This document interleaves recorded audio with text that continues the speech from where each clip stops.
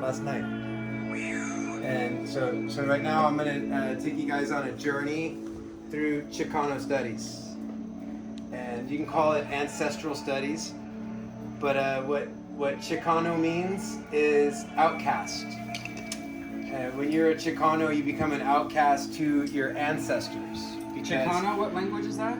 Well, Chicano came from Mexican people, and because the Mexica people and the Mexican became Mexican, Mexican people.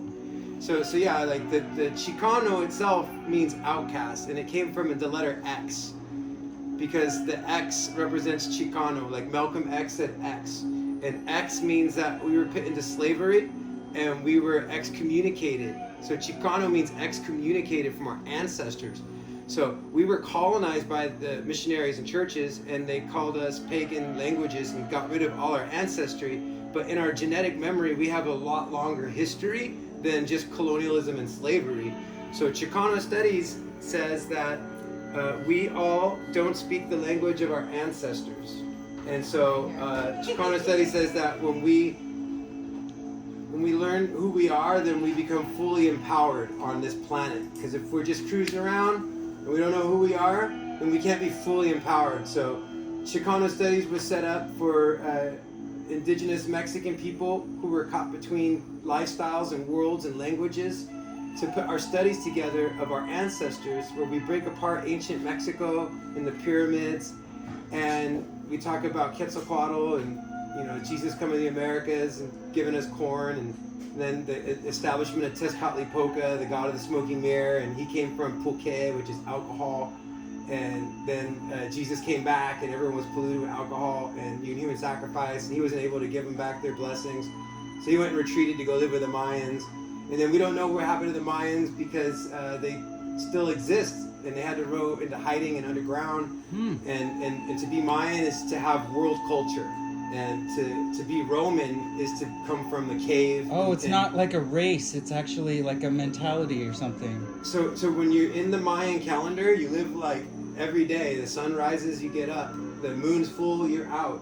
So when you follow the sun and the moon and the stars, you're on the Mayan calendar. Dude, I'm a Mayan! So the Gregorian calendar is the clock.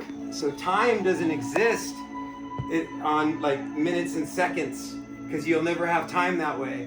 So the Mayan calendar works in a long cycle of seasons. So it's like planning for your crops, and basically it's like living aloha and having the patience like a farmer, the wisdom of time where there is no time.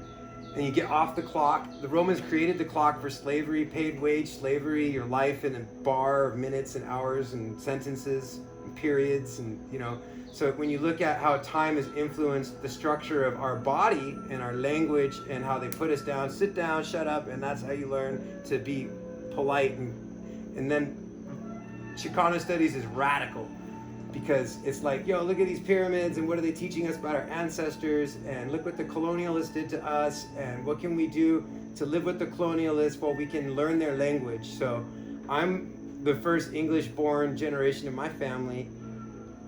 My grandma speaks English, and my great-grandma spoke Spanish and Nahuatl, and her mother spoke full Indian. And we were never slaves, and my great-grandfather was part of the Mexican Revolutionary War, and he rode Pancho Villa, and he was number 6 most wanted. He was a bank robber, an explosives expert. So, the revolutionary history of knowing who we are and our ancestors and connecting with our family is what this class is all about. I'm going to take us on a journey through some Mexican history of the pyramids, and it includes all of our ancestors, because if you look into it, there was the cloud people called the Chimu, and they were before the Incan, and they were white Indians, and they lived in Scottish-style castles that looked like Valhalla on the top of the Andes. And their sites had they were tapered off like this at the top to keep the giants out. And so there's stories of giants in the America. And if you go to the Bible, it talks about the Nephilim and before the flood and Noah. And then you get into the Rainbow Covenant of Noah's Ark. And so the Ark of the Covenant of the Rainbow and ancient Mesoamerica, and we're the children of the fifth sun. And so because the sun's been destroyed several times with the destruction of the earth, and everyone claims to come from a flood, There's evidence of Atlantis in Mexico, and that's what I was taught since I was 12, that the Atlantis people were on the west coast of Mexico. And when you look on the map, they don't tell us this because there's no archaeology on the west coast of Mexico or America. Because That's my hypothesis too. Okay. Keep going. so the Anza expedition, they melted down all the golden artifacts and put them into coins and made a bank, and then they colonized as many people as they could. But there's still Aboriginal people in Mexico. But I'll show you the map. The west coast of North America and South America having Aboriginal contact with Polynesia and with the peoples in Australia isn't recorded in Western science, but in world history, it's recorded in petroglyphs, which is older than hieroglyphs. And so the west coast of Mexico is Hawaii, and coming to live in Hawaii after I did all my studies I did Chicano studies, which is Mexico, and I did Native American studies, which is North American, and then I went to South America and studied that. So I have both America studies down, and then I did Middle Eastern studies, Middle Eastern history, and so then when I came to Hawaii, I started looking at the stones, and I'm trying to go back to like the year 1000 and see when the Vikings came over, and there was a city of the gods, and there was white people and black people and Asian people. Every color was there of the four directions in Teotihuacan. And see, the Aztecs weren't the original city of the gods because they were somewhat racist because they already had colonialism before Columbus with the Celtics and the Druids and the Vikings, which the Vikings evolved into the Phoenicians, and the Phoenicians were kings.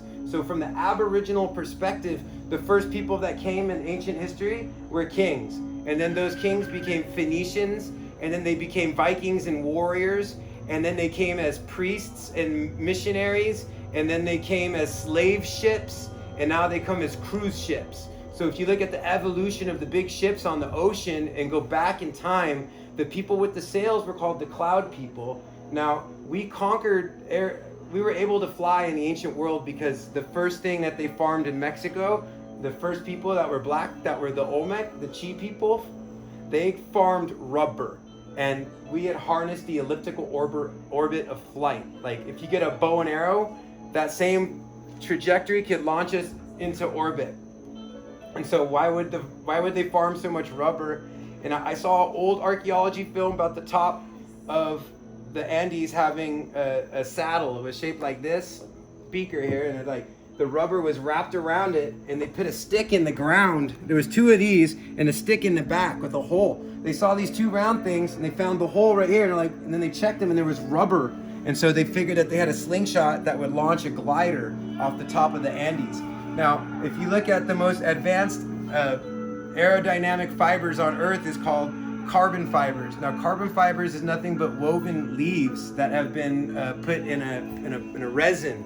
So the ancients would have built airplanes that were biodegradable. They didn't have to build them out of metal because they were using ceramics and glass, and they had like the Stone Age had all the knowledge of the metals and all the alchemies of the earth, and we were forbidden from knowing that. They wanted everyone to follow the Roman story coming out of the cave. All that we were shit's cave hidden people. in the Vatican.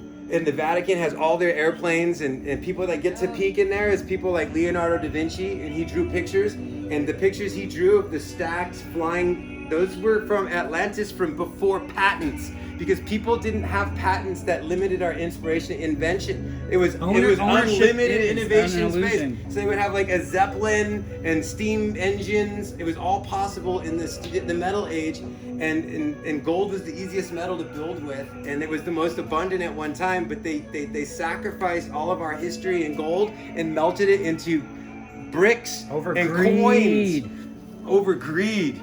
That's right. So this greed just destroyed our past, and then they make us in America think we started as slavery, and that Mexicans are less than us. And then the pyramids, they're like, there's more pyramids in Mexico than there is in Egypt. Aleister Crowley said that Mexico is more mysterious than Egypt, and the pyramids are still active to this day. China has like 300 pyramids plus. The government hides them. You're not allowed to go check them out. They're not allowed to excavate them. They're all just hidden, suppressed. And what they are is agricultural supercomputers. And each of the steps on a pyramid is the step in civilization that it took for the people to work together as equals, to climb the stairs of knowledge, to reach God in the heavens and come into mathematical, astronomical knowledge to take care of the harvest and the systems of agriculture. You look at the systems of agriculture, and the pyramids are superconductors for agriculture. The CERN Large Hadron Collider, when they built that, the Mayan chiefs and elders came out and said, we already built particle decelerators. The top of the pyramids can decelerate cosmic energy and put it in your hand. Whoa, and they have dude, a you're blowing my language mind. that speaks to the creation. So if you think about the languages of the ethers of frequency, it'd be like, and you like harness the universe energy on top of the pyramid. With tone, dude, with exactly, tone. and it opens the whole universe. It's all about sound. So the pyramids and sound, and that's exactly it. So the language of the angels inside all of us.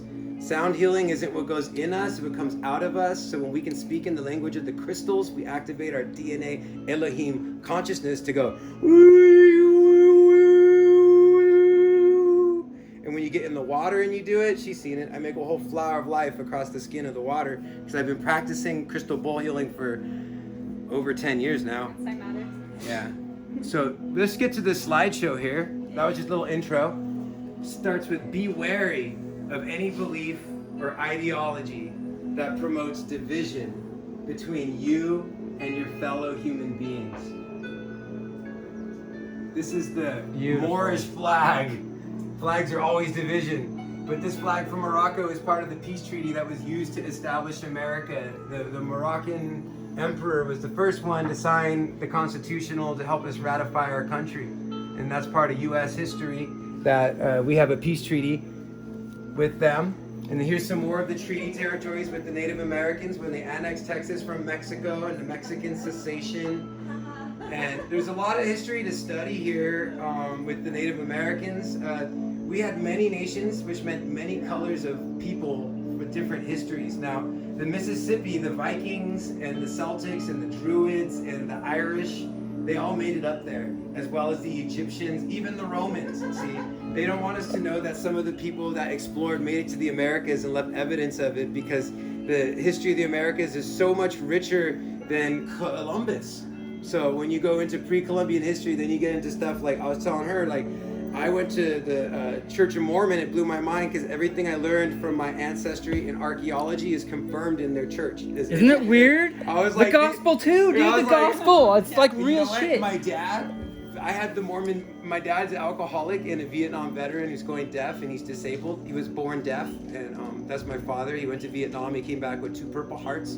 He's the last one alive in his division. And my father needed some prayer, and I found some Mormon missionaries, and I brought them to my house, and they prayed with my dad. And when they broke out the Book of Mormon, my dad knew every word in the Book of Mormon, and he never read it in his life. Whoa, it's the dude. Word of God. The Word of God is the Word of God. You know, he was a Freemason. Joseph Smith was a Freemason. So I think this has been handed down and kept secret by the Freemasons this whole time. Yeah, they don't want. Well, I don't know if it's secret. It's just the church. Dude, the Mormon church is just a hand of the Freemason power. They're just using it to do our genealogy. And I mean, hopefully for good things. Hopefully they're putting that tithing, whatever, in good places. I don't know what's going on with it, but it's like they've got this whole group of people together and they're all ready for the world to go through another Noah type event. I believe it. And yeah, so I know that the in Salt Lake City, at the capital of the Mormons, that there's a festival of colors that the Hare Krishnas do, and they have a festival of colors, and they celebrate with the Mormons in Salt Lake City. And so there's a peace pact between the Mormons and the Hare Krishnas. And so if you look at that peace pact that they have, it has to do with the social hygiene of and not just praying, but they want us to worship and praise, so we can worship and praise in our strength, and then we're invincible in love.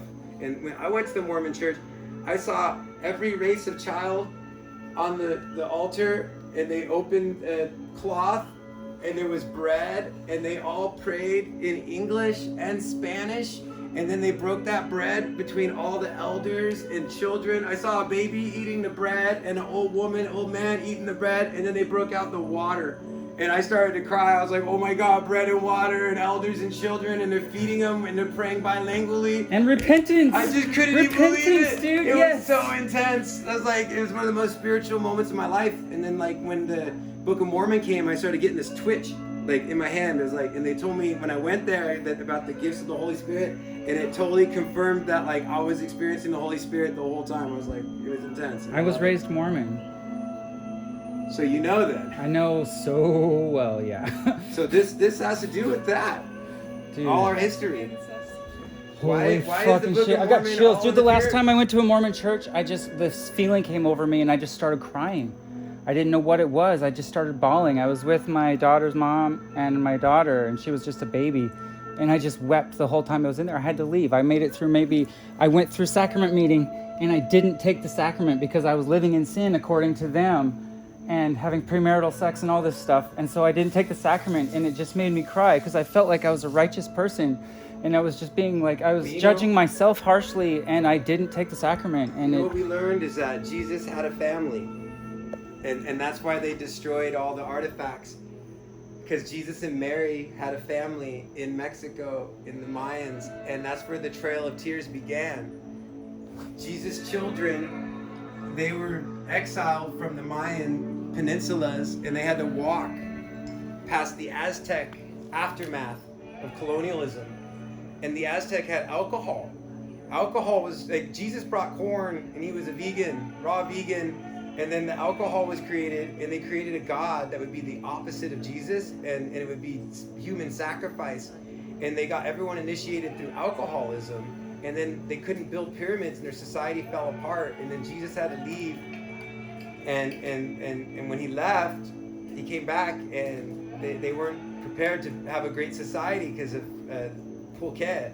And that's one of the slides I get into later, is that the discovery of alcohol greatly shifted the history of Mexico from being continuously part of what Jesus' teachings was bringing, which was the kingdom of the heavens and earth, building the bridges from heavens to earth, and then living outside, not living inside with locked doors and closed doors. Everyone lived outside on top of the earth, and then they had edible zoological hanging gardens. So that meant that there was hanging gardens that you could pick and eat while you walked down the walkways in their cities, the pyramids.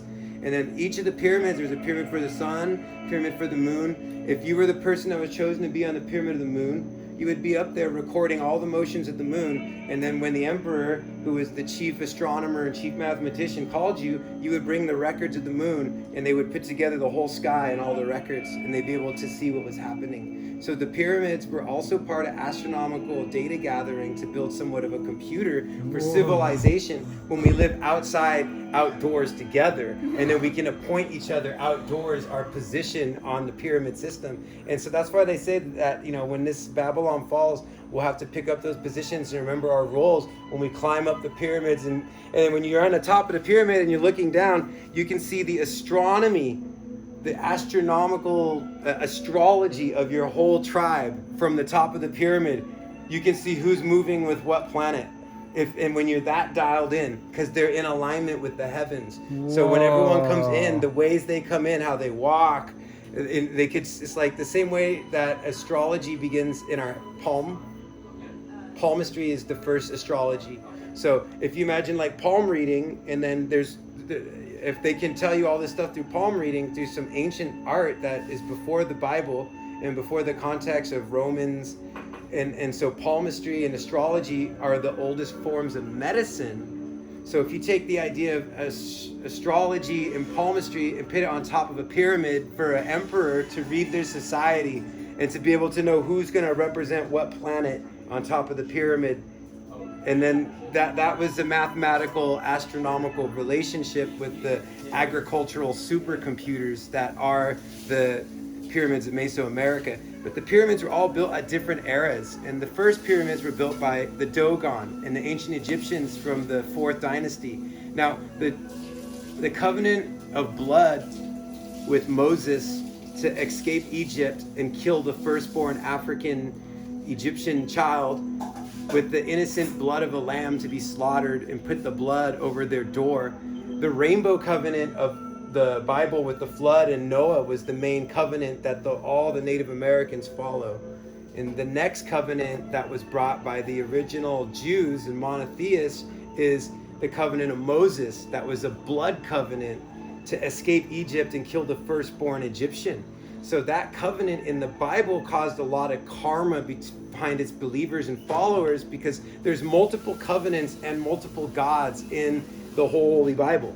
And so the Holy Bible can be broken through the Mahabharata or the Sumerian depictions, and they go in more depth because they were just copying what was already there from the ancient civilizations before them, but with the Roman closed-mindedness that everyone that didn't pay taxes was an enemy of the Romans. So the word terrorist came like the word terrorist, because terrorists were untaxable people that the Romans couldn't get a hold of, because they were indigenous master crafters of the common wilds, people who could build their own civilization and didn't need taxes or God. They may have even been their own true living gods. So you look into the ancient Greeks, and they have stories about people building robots out of gold. Like I think it was Artemis, something like that. The owl that went in the epics to defeat Medusa was a clockwork owl that was made out of gold. Oh, that symbol, I see it. Yeah, Dude. so that Whoa. golden owl was clockwork, and it was in the Greek mythologies. So these mythologies of Atlantis and ancient robotics and giants is all in the Bible too. And you can find it in the Bible at the beginning, and you can find it in the Bible at the end. So like the giants and the presence of I call it infinite airspace of creativity, because you see, we've been put out of that infinite airspace of creativity where we could come into our highest calling in the universe to become master creator, master inventor, and then circumnavigate and conquer our universe on our own, in our own free will space, and not be limited from building our own computer out of sand and time, and not relying on corporations and slavery. And you know, like the whole thing is, if Jesus came back today, he'd be up against fluoride, and he'd be up against the system where everyone's indoctrinated that you have to do these things, and to live outside on the pyramid, you had to be all homeless, as they call it today, but they used to call it home free. See, and when you were home free is different than homeless, you know. So like the weight of judgment on the people of the land being separated from our ancestral technologies of super agricultural efficiency for higher civilizations, like better food and cleaner waters and, you know, irrigation. So this map right here represents all of the promised land. The promised lands. We all get a donkey. Yeah, dude, I'm gonna get a horse, dude. Here's the Mexican flag, which has a serpent being devoured by an eagle on a nopales cactus in the middle of a lake, Lake Texcoco, which was the capital of the Aztecs. And the Aztec migration began in Hopi.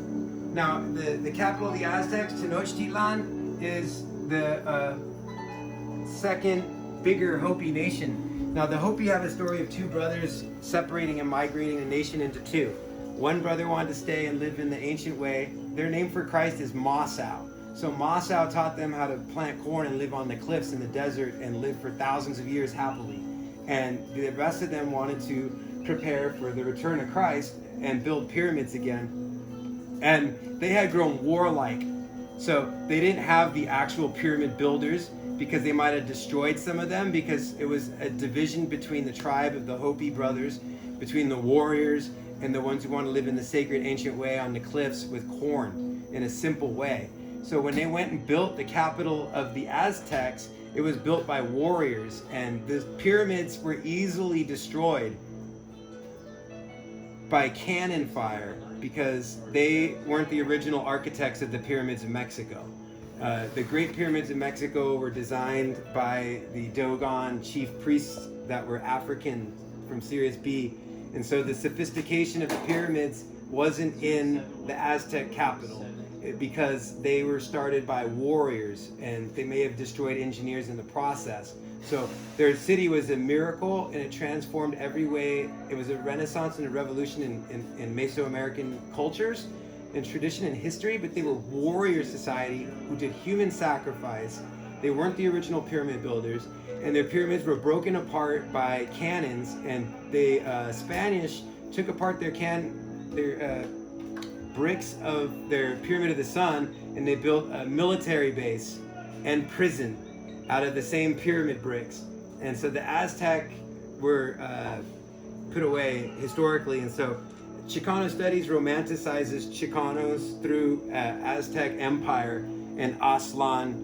And Aztlan is the lost land that sounds like island, Aztlan, and that's the west coast history of Mexico and California. There was an ancient civilization called Aztlan, and that was not Aztec. The Aztec came to come from Aztlan, but see, Aztlan was the last land of Atlantis, you see.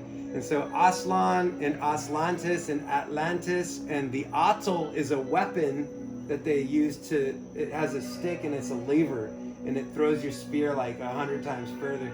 So they have this atl, and so they named it atl, but the atl in another language used to mean heron. So the territory of the serpent represented the Phoenician, Vikings, and ancient Mali Africans and Kush, who all circumnavigated the globe, and they put the serpent to represent them conquering the oceans, you see.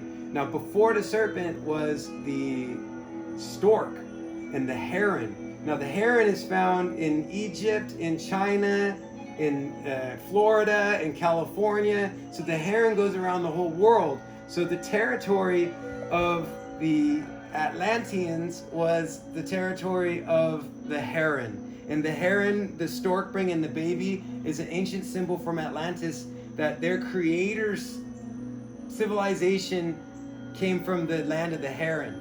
And then that land got replaced with the land of the serpent.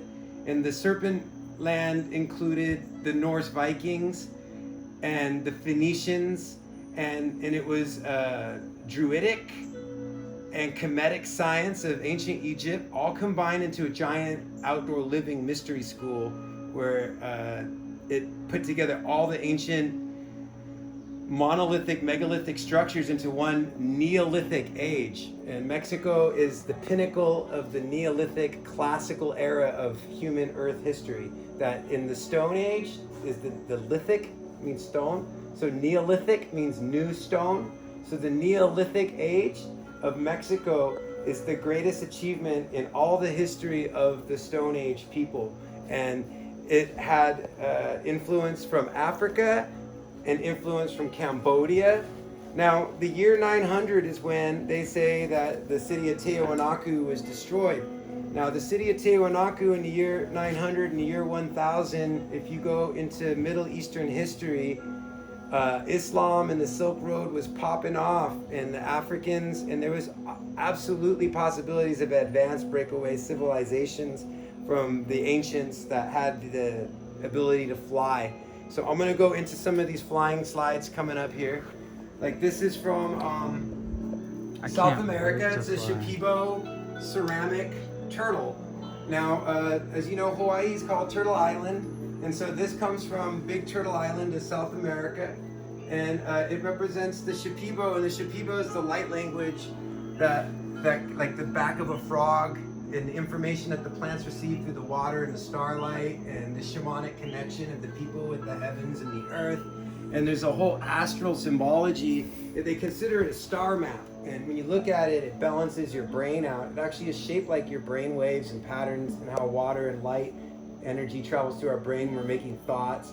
So I put this in here to represent Turtle Island of the South, the nation of the condor. And it's a display of Shipibo art, which is the light language from the Icaros. Most people do not listen with the intent to understand. They listen with the intent to reply. A teacher is a student who teaches to continue his study. Mochizuku Minoru Sensei. This is my sensei. This is Manuel Unsueta. Manuel Unsueta is a Chicano muralist. And he taught me all I know about Mexican revolutionary art. I mentored with him for 13 years. I used to mentor and apprentice people and work with professors. I went to college for 13 years. I didn't go to graduate. I went to be smart. I conquered every department in the roaming Atlantean Library. So this Manuel Unzueta, he's my professor and mentor through Chicano Arts, and his 50 years worth of art burned down in 15 minutes, and he rescued his rabbit, and he almost died when he rescued his rabbit, and he taught me about the meaning of a katun.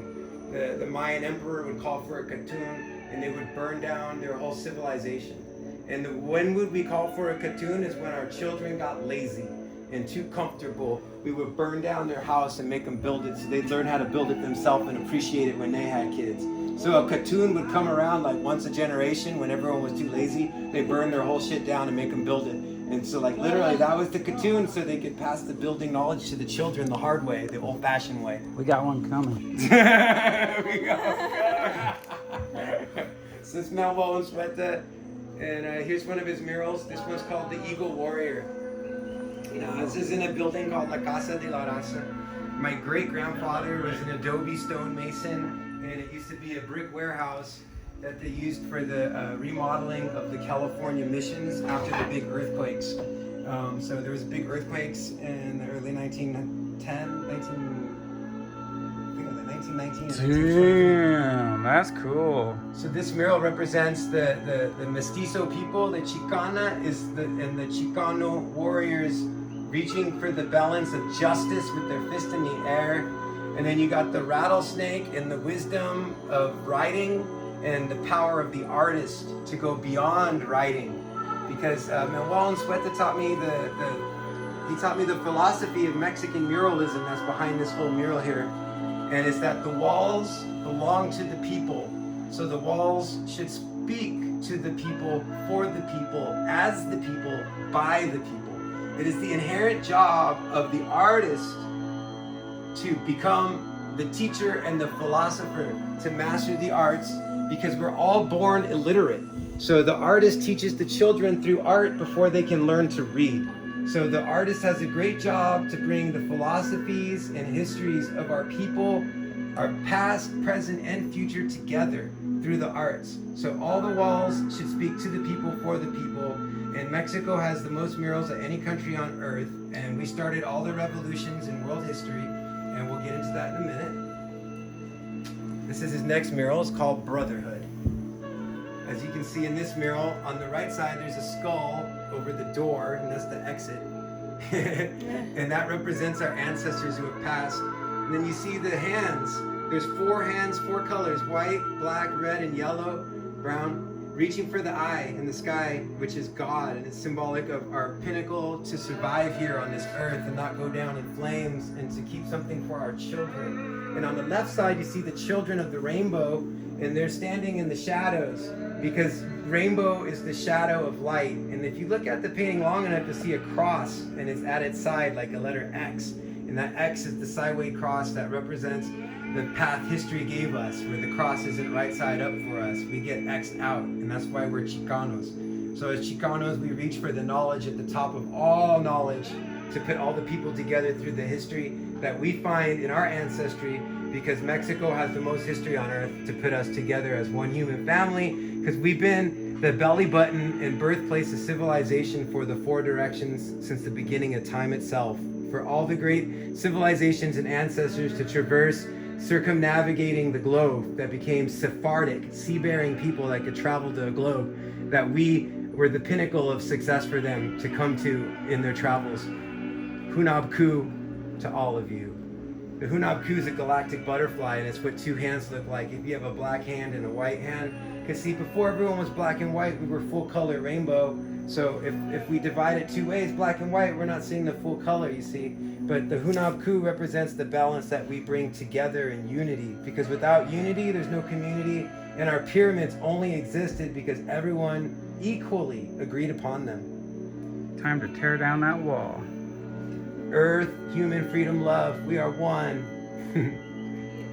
Here I am in front of a Hunab Ku that was graffitied in West Hollywood. And I just jumped out there. I was like, that's for me!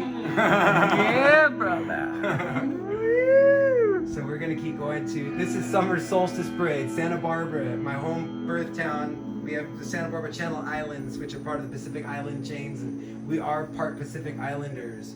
And Santa Barbara is the home of the Summer Solstice Parade. Summer Solstice Parade is the largest pagan gathering in the Western Hemisphere, which outside of now, which is Carnival in Brazil, is bigger. But there was one time where this was bigger than Carnival. And it's in my hometown, and I grew up, and I'm one of the lead drummers every year to have like 100 samba dancers and Brazilian culture combined. So this is a little bit of Santa Barbara history from where I'm from, that the Summer Solstice Parade was started by a bunch of elders who put together their histories. And there's a picture coming up. This picture was painted by one of the founders of the Summer Solstice. And it's just meant to let everyone get their weird out. Let everyone be their ancestors. Can I be the blue guy? Dance it out! Woo! So Get your weird on. everyone puts their festival together in the street and parades, and we get weird, and it's great. You see the little alien guy with the didgeridoo, and the Aboriginal people sending smoke screens, and there's a giant Easter Island head you can't see on this. I wasn't able to get a full picture. It's a giant mural. I know where the new Burning Man's gonna be in the future. So if you look at this character in the middle with the white fluff on his head, that's right there, you're almost on it. That guy, he was prophesized. This mural was painted a long time ago. Which one? This mural right here Oh. was painted in like the 90s, early 90s. And this brother right here, he came to me in real life, right here, on the left side. He was mooning me with his butt. But see, my brother Jonah is that brother in that mural. Now we started the Lucidity Festival for families and friends in Santa Barbara history. This right here is during summer solstice. We have a little family garden center. It's my friend Sabrina. She's one of the chief artists for the Lucidity Festival. She does all their flyers and signs. And yeah, we helped to start Lucidity, which is a transformational festival. We got within the top 6 transformational festivals within the world within 3 years of having our own festival.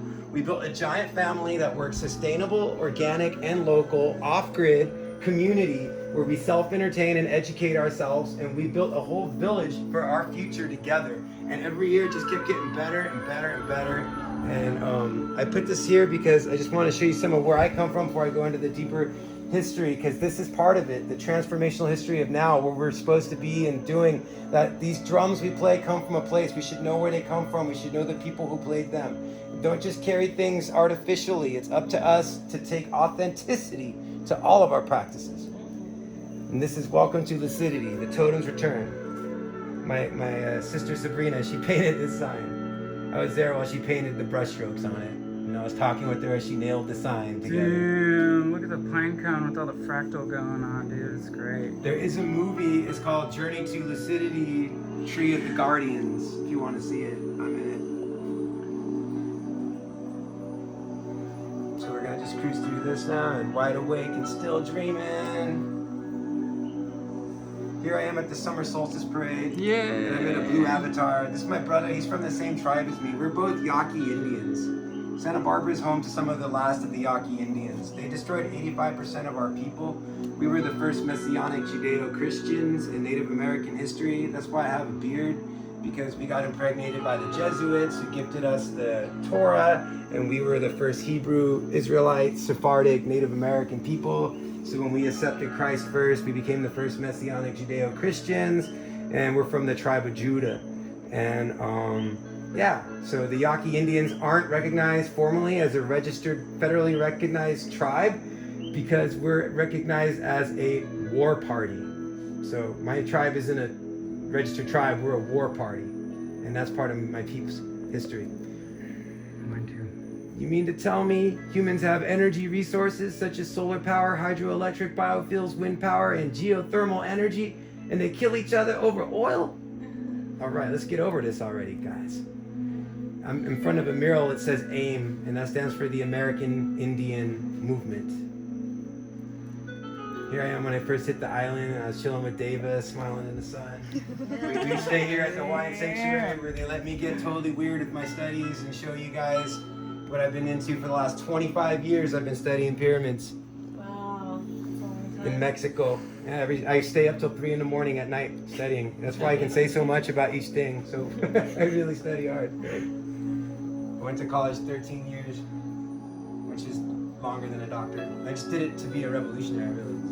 So everything you know is wrong. Book 1 of Human Origins. This is really interesting stuff, you see. Black history in a nutshell. China was first started by black Ethiopians of the Tehao Li dynasty. India means black, and India was first originated by black Ethiopians. North and South America was ruled by Olmec Egyptians. African Moors ruled America from 1312 AD to 1774 AD. Blacks were in America when African America was one land and divided 40,000 BC. They were still here on both sides. The black Africans occupied all parts of Europe. In 1500 BC, the first white man was made 4000 BC from black albinos. I don't know if that's true or not, but that's in there. Ancient Greece was started by black Minoan Egyptians. That's true. The Minoans were black. And the Greeks got their information, and when they sacked and looted Alexandria, and by the time the Romans came into power, they disrupted history of the world by using dynamite to take off all the black heads of Buddha and the gods.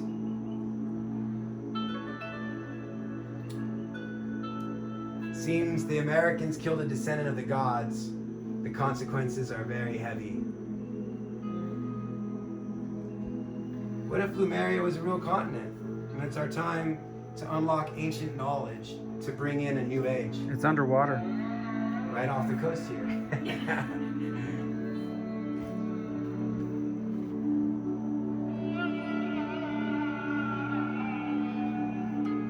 Stargate. Sign me up, I'm ready. Take me with you.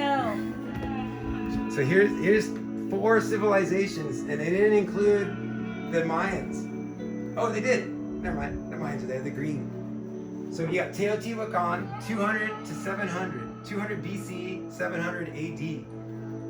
And then the Mayan civilization, 200 BC to 900 AD. See, they say nothing was there before 200 BC. But if you look at the map, it's clear that the west coast of Mexico has no archaeological preservation or respect. And there's thick jungles all through there. And so the whole west coast of Mexico is really Hawaii. And so when we're looking into the Aboriginal Sephardic people that could travel the Pacific by canoe, and where they would be on the coastlines and the cities they had and inhabited, and then the destruction through colonialism that they, for whatever reason, wanted to get rid of our true history. And so you can see here that it differentiates the territories and eras of each civilization. Now the Toltec civilization, as I was taught, was said to come from the west, and they claim to come from Atlantis. And it says they were here 900 to 1100 AD. They only give them 200 years.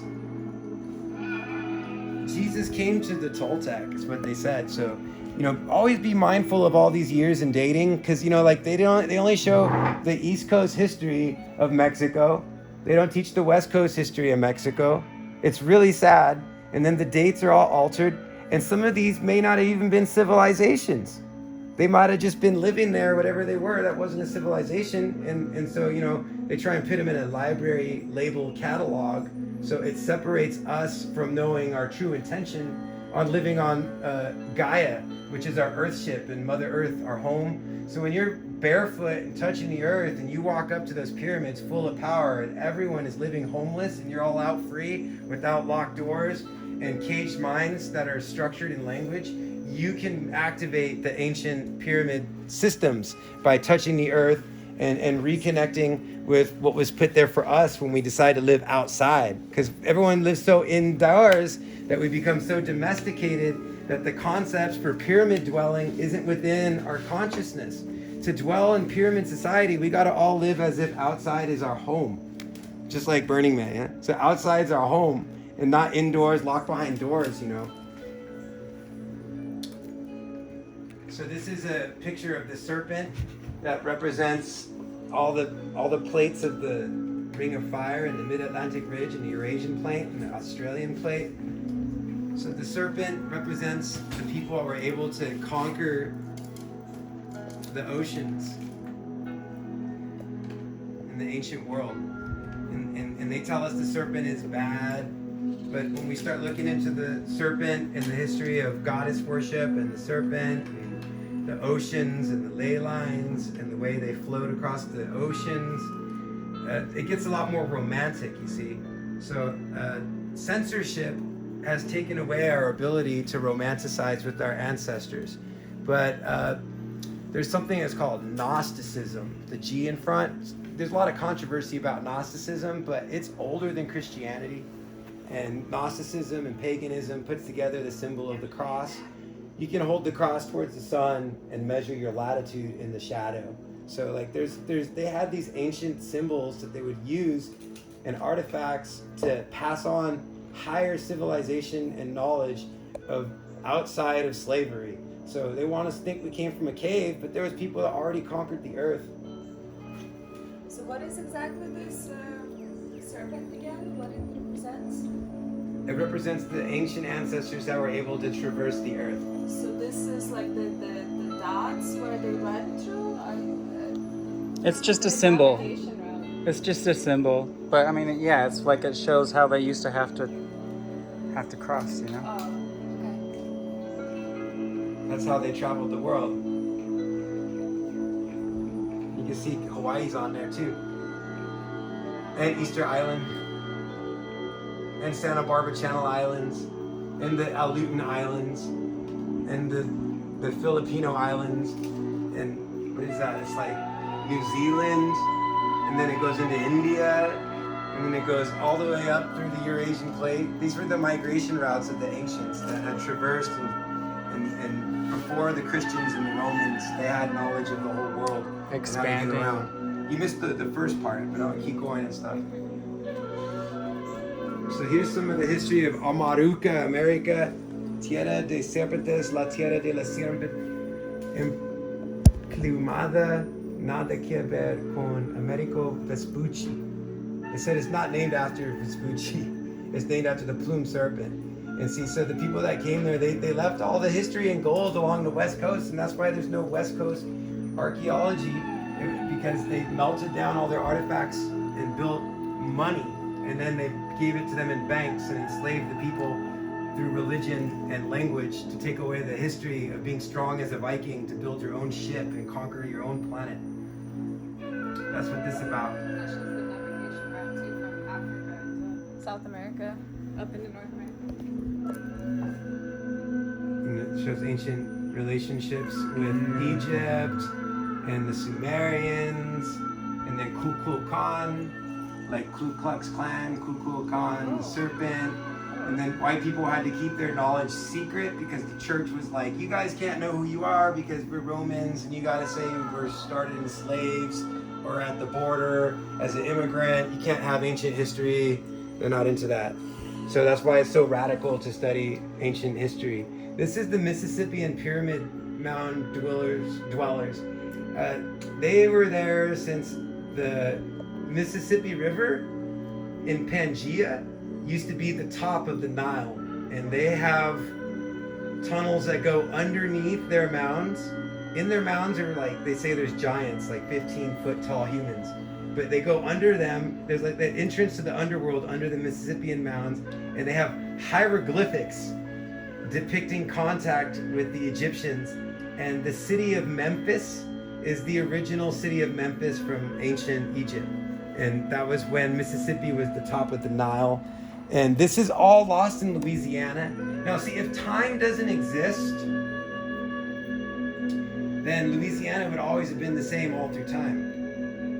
The people who lived there are the same as the ancient people that were always there. The blacks didn't come over on just the slave ships. They were always in the Americas. They were always on Earth first, since before the continents drifted. And so the knowledge to build the pyramids and those sciences, the Kemetic sciences, were kept with the Dogon priesthood. And the Dogon priesthood is the chiefs of the Aboriginal world and society. And they only come out when the world gets destroyed to come out and rebuild it again. And they have to stay quiet. They take an oath of mute. They can't speak because they carry all this knowledge that we aren't ready for. And me teaching you a little bit about it is even somewhat forbidden at some, because when you go look for the stuff I'm talking about, you have to look really hard to find it. I do all the work for you though.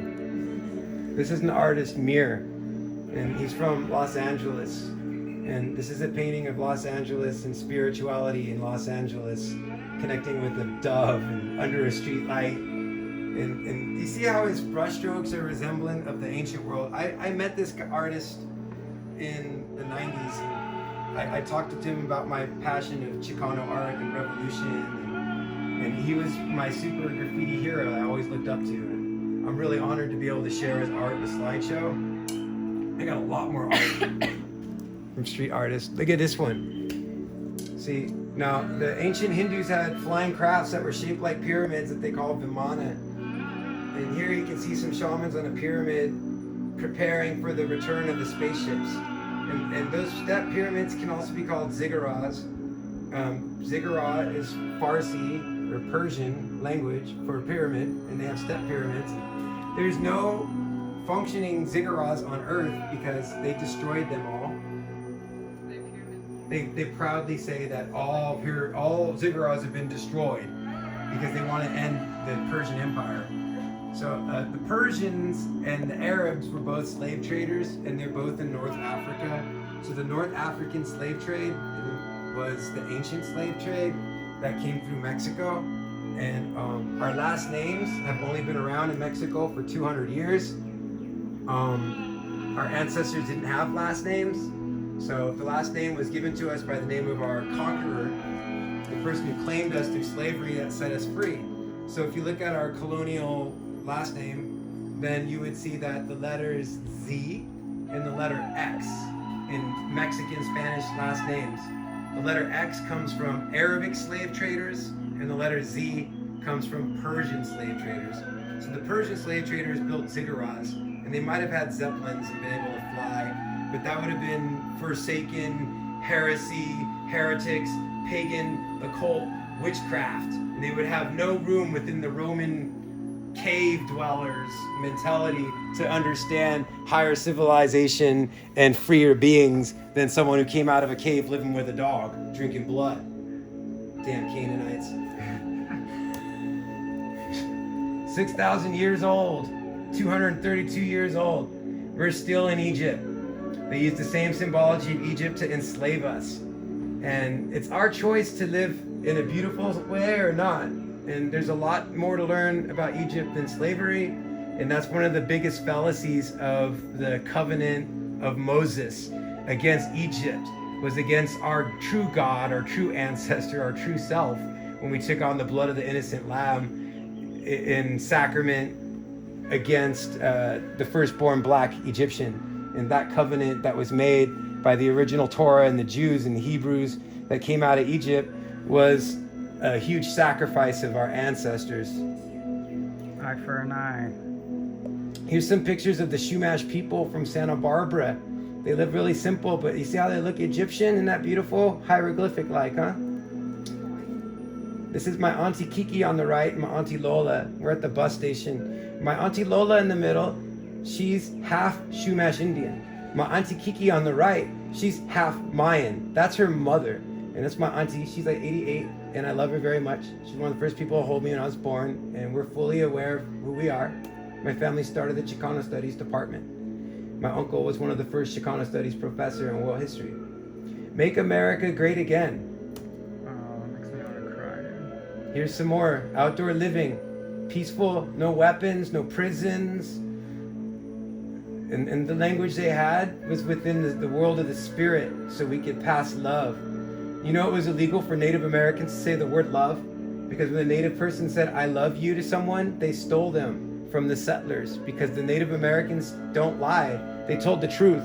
So the true love of being able to say, I love you from a Native American perspective, they were outlawed from Native Americans using the word love. They would get punished because their love was so strong, it would disrupt the settlers. And they didn't want to believe that a love could exist greater than their Jesus of cannibalism.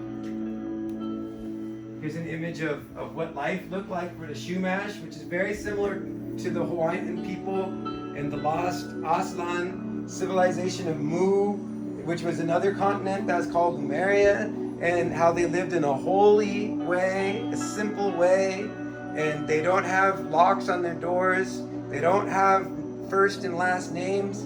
They call us savages and uncivilized, and they needed to steal our children and rape them in underground dungeons. It was for their betterment that they took their language away. So this is the ancient Chumash people, and they lived in California. And we have a really hard history on the West Coast for Native Americans. I don't know how many of you have done Native American studies on West Coast, but that's part of this class. This is the Chumash cave paintings. Chumash are famous for the cave paintings. They're ancient cave paintings. And they depict a lot of the motions of the heavens, the great sun wheel, and peace treaties. Keys of physics, which is hidden from us in the public.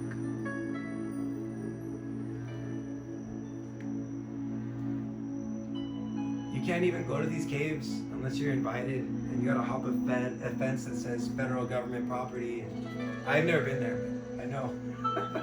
You can't just go up to them. And it's literally the ancient history of West Coast California, waiting for us to be discovered. Here's where I'm from: Santa Barbara, Ventura, Goleta, Los Angeles, 100 miles away. We got the Channel Islands: San Miguel, Santa Cruz, Santa Rosa, Anacapa. Point Conception is said to be the resting place of the sun. Santa Barbara County, if you look at a globe, is the only southern-facing West Coast beach shoreline. Our shoreline faces south. And there's an underground sea base off Anacapa Island, and there's one off Malibu. And Point Conception, there's an ancient altar and landing site for UFOs shaped like the goddess. And that area is all classified with a big NASA fence, and only pureblood Chumash that are from the top order are allowed to go out there and pray, but they haven't been allowed to go out there since the 90s. They closed it off and built a giant NASA base. This is the Pacific Islander Ethnic Art Museum in Long Beach. I didn't know this existed until I was over 34 years old or so. I went there and I saw it, and I was weeping because I realized I'm part Pacific Islander. Santa Barbara, California, and the Pacific Islands. There's no Pacific Island Museum in Santa Barbara, even though the islands is called Santa Barbara Channel Islands. This is in Long Beach in the industrial section between Pacific Coast Highway. It's literally like on one block, shaped like a little tiny block, and it's this big museum of Pacific Islander ethnic cultural art. And it's just waiting for us to find out the relationship between the Pacific Islanders and California Native American indigenous history and Mexican history, because we weren't divided between America and Mexico. Here's an outdoor picture of that same museum. It has Polynesian Buddhas doing the splits with tea leaf dresses, and it's got the designs for the sacred temples, and it's pretty exciting for me who's hadn't been to Hawaii yet, and that was my first piece of Hawaii, and I saw it in Long Beach at the end of the Channel Islands. Wow. And it made me aware that I need to look more into it. And then I found out about how they used to build these houses like this in Hawaii, and they built them like that in California. And they built them like that in Africa, and they built them like that in Iceland.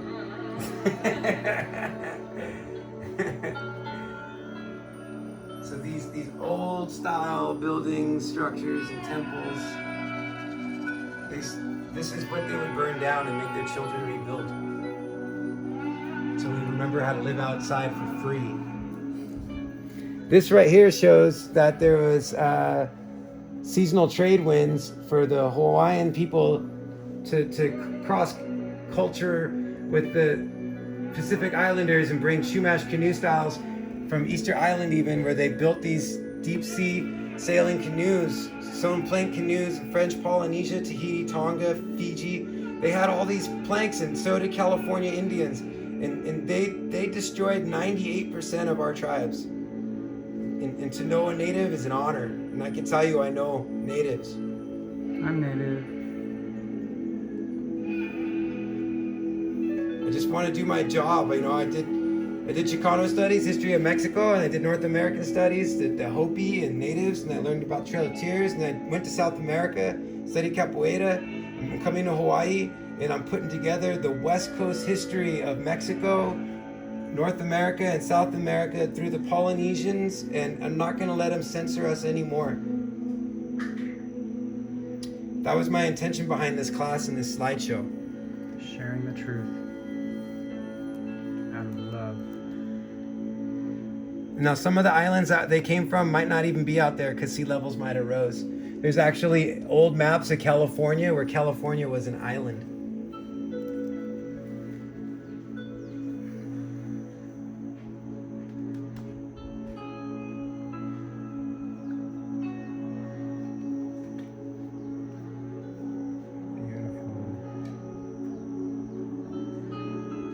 Shumash wasn't their name. That means shoe, mash. Means go back where you came from.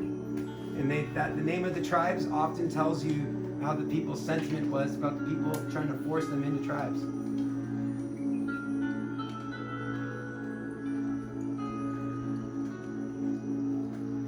Here you can see the territories. Remember, Shumash wasn't their name. Serrano wasn't their name. These were the Spanish names given to them by the people who granted them permission to be on the land that they found them already living on. Now, Tongva and the Tongans. See, Tongva were native to Los Angeles. So if I go back here and show you the Tongvans are in here, where are they at? Where are they at? Or maybe it's ahead. It's on the right, left side. You see it? Left side bottom. There it is. See Tonga? Below Fiji is Tonga. Samoan Islands, Fiji, Tonga. So you see Tonga. Now I'm going to go forward right here to Tongva. Now, there's Tahunga and Tongva, and the names in Los Angeles, some of them seem almost Hawaiian. So when you see how they don't even have the Pacific Islands on this map? They don't even have the Pacific Islands on this map. So when I'm trying to tell you to research our Pacific Islander heritage and the West Coast Native Americans, look at the maps they give us. That's not even our true name, and they don't even put the islands on the map. Why do you think that they're being censored? Like the Polynesian connection? The Jesuits, What does that mean? the church and religion, they persecute heretics who make up faulty histories and follow pagans. You're not allowed to know your ancestors. To know your ancestors is to cross the line of the church and go where you're not allowed. But we're allowed to know that there's Native Americans, just not. Just the ones that are federally recognized and in history books. Right. The birth of Los Angeles, 1767 to 1824, and the genocide of the Tongva. So, when I went to Los Angeles to go live with my family, I found out my family owned Los Angeles. The longest street in Los Angeles is Hill Street, and my cousin's name is Josh Hill. Hill Street's named after his family name. The next street is Plummer, next to Hill Street, and his great-grandfather's last name was Plummer. And he's from the Plummer and Hill families that used to own downtown LA.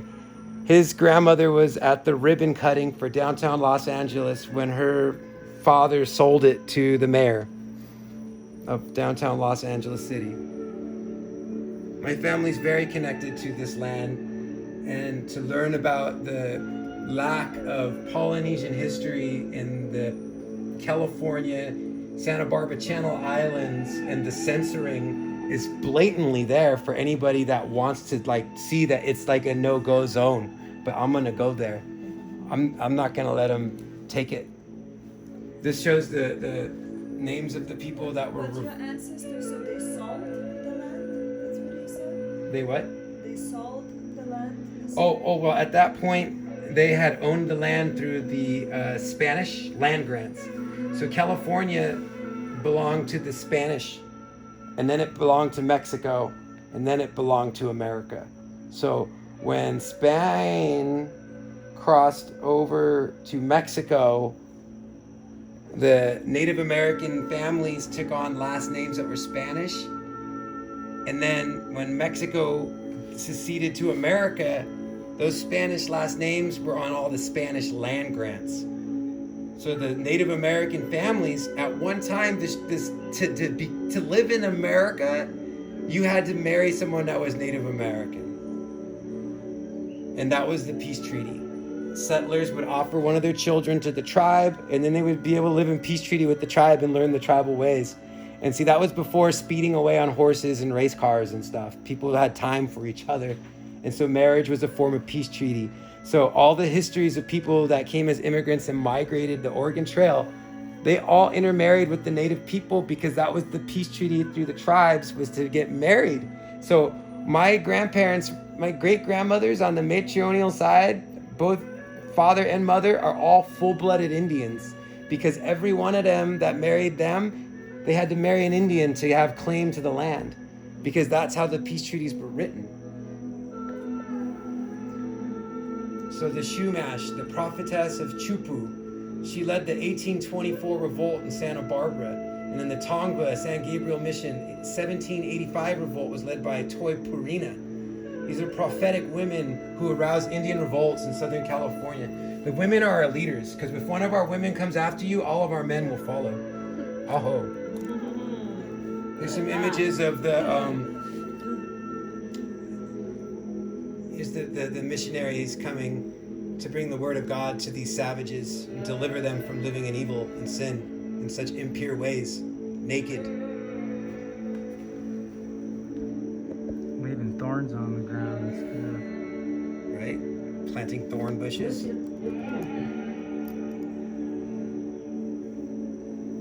Here's a picture, it's a romantic image of what their life must have been like. All working together to gather and build. It is just like Hawaii. And it's right there, and that's from Los Angeles. That's from the Tongvas that were wiped out. We can't learn too much about their histories, and I'm gonna keep digging into it because I'm not gonna let my story become a mystery. Here's the names of all their villages. Do those not seem almost Hawaiian? Wajijanga, Hotuunkka, Awinga, Hotunga, Akuuranga, Aleukinga, Haramaknanga, Pashiknga, Muhunga, Tahunga, Tatonga, Haawanga, Tapaanga, Tapanga, that's what it is. Huutunga. There was a lot of history in Los Angeles before Los Angeles, and it has to do with the Polynesians.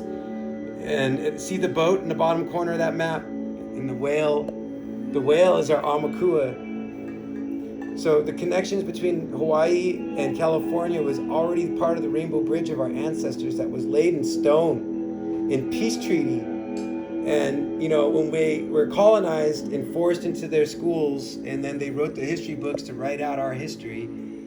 And that's why there was Chicano studies, because we're supposed to become radical, because I want to be the ancestor that destroys Rome. That's my goal.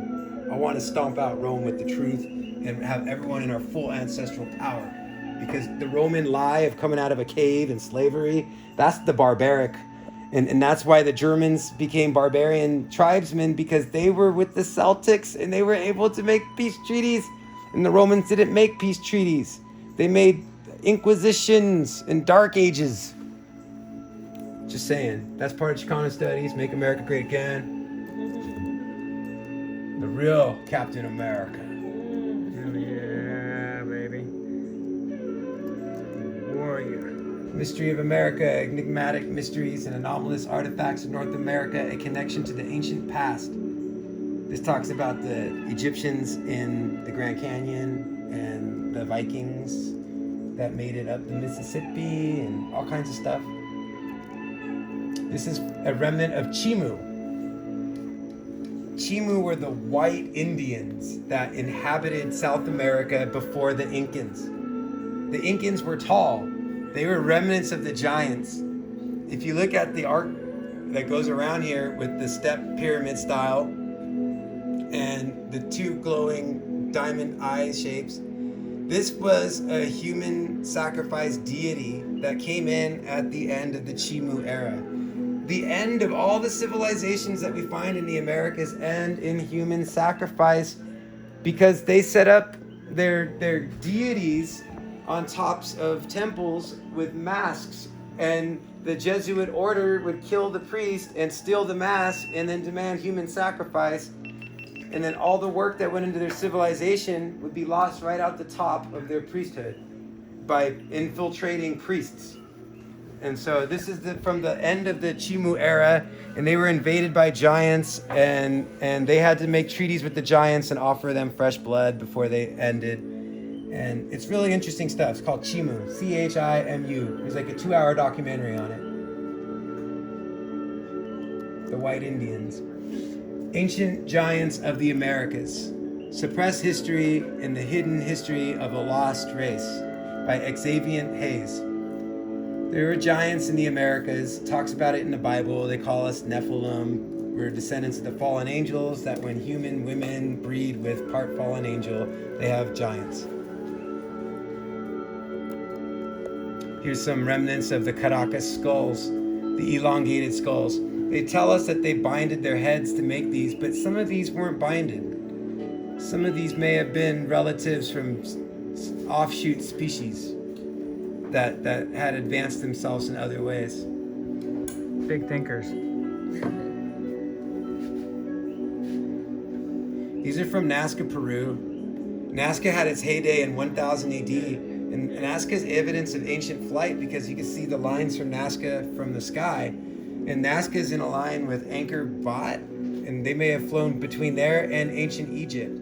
If you draw lines around the world from Nazca lines, they go through Egypt and Angkor Wat, and then all the animals that they have in the drawings represent the different tribes of people that climbed up the priesthood to get on the spaceship to go and see what was really out there.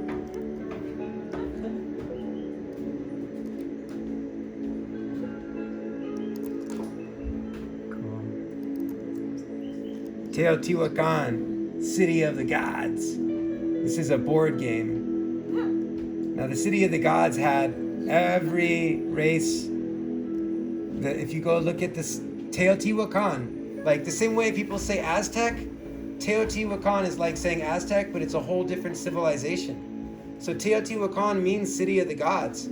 So the Teotihuacan would have been when the Vikings came to North America and made a peace treaty, and their peace treaty was these stone pyramids. And they don't know how they were destroyed, but most certainly they were destroyed by their priesthood, because their religion and their dedication to religion was the easiest way to manipulate them from the top of the pyramid, where their god was wearing a mask, and they just take out the top mask wearer, and then they change the whole ritual, culture, and religion of the people.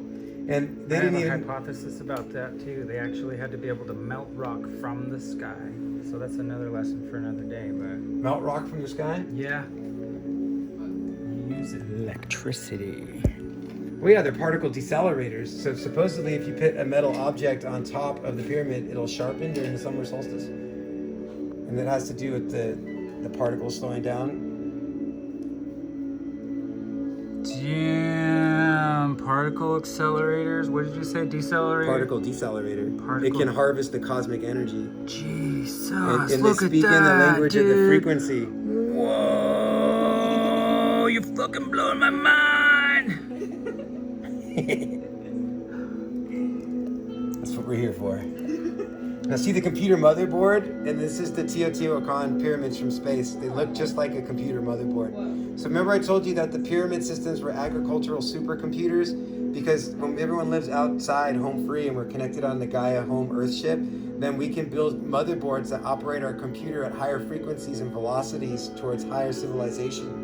See, living indoors in personal private property with identity creates the problem of separation and the illusion of attachments, that we put ourselves separate from living at one outside with home. A home outside, home with God, as gods. And saying that is sacrilegious, but we are gods to the animal world. If you go outside, the animals will worship you if you're in the right frequency.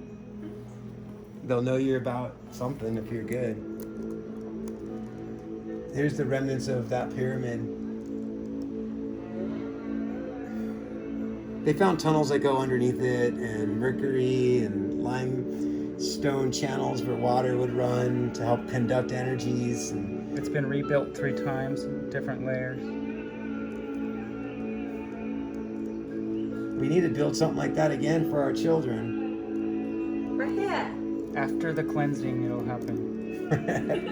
It's the great spirit mother from Teotihuacan. This is one of the murals from that pyramid site.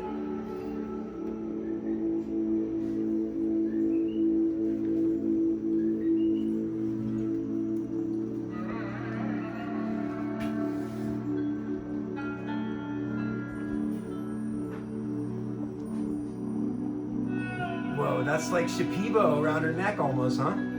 What do you mean? Oh yeah, that serpent. Yeah. You see it? Dude, It has some symbols Shipibo in everywhere. Fuck yeah. there. Wow, I didn't notice that until right now. That's the best I've seen it. It's like a green eagle. They always have the bird. They call it the celestial bird. The celestial bird and the long tail of a pheasant-like bird called the quetzal is the most sought-after feather in Mexico in the high priesthood. And the quetzal and the long tail feathers represents the celestial bird, and the celestial bird represents the Milky Way and the spiraling galaxy, just like the tail feathers spiral out at the end. Thanks for filming all this, Ponder. Here's another image of Spirit Mother. It's a modern interpretation by a visionary artist.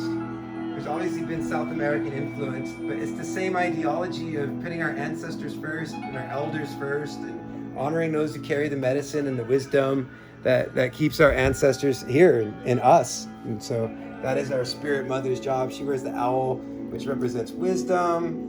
And then if you look at all those colors, each of those colors represents conquering a certain layer of consciousness. Each color is a layer of consciousness.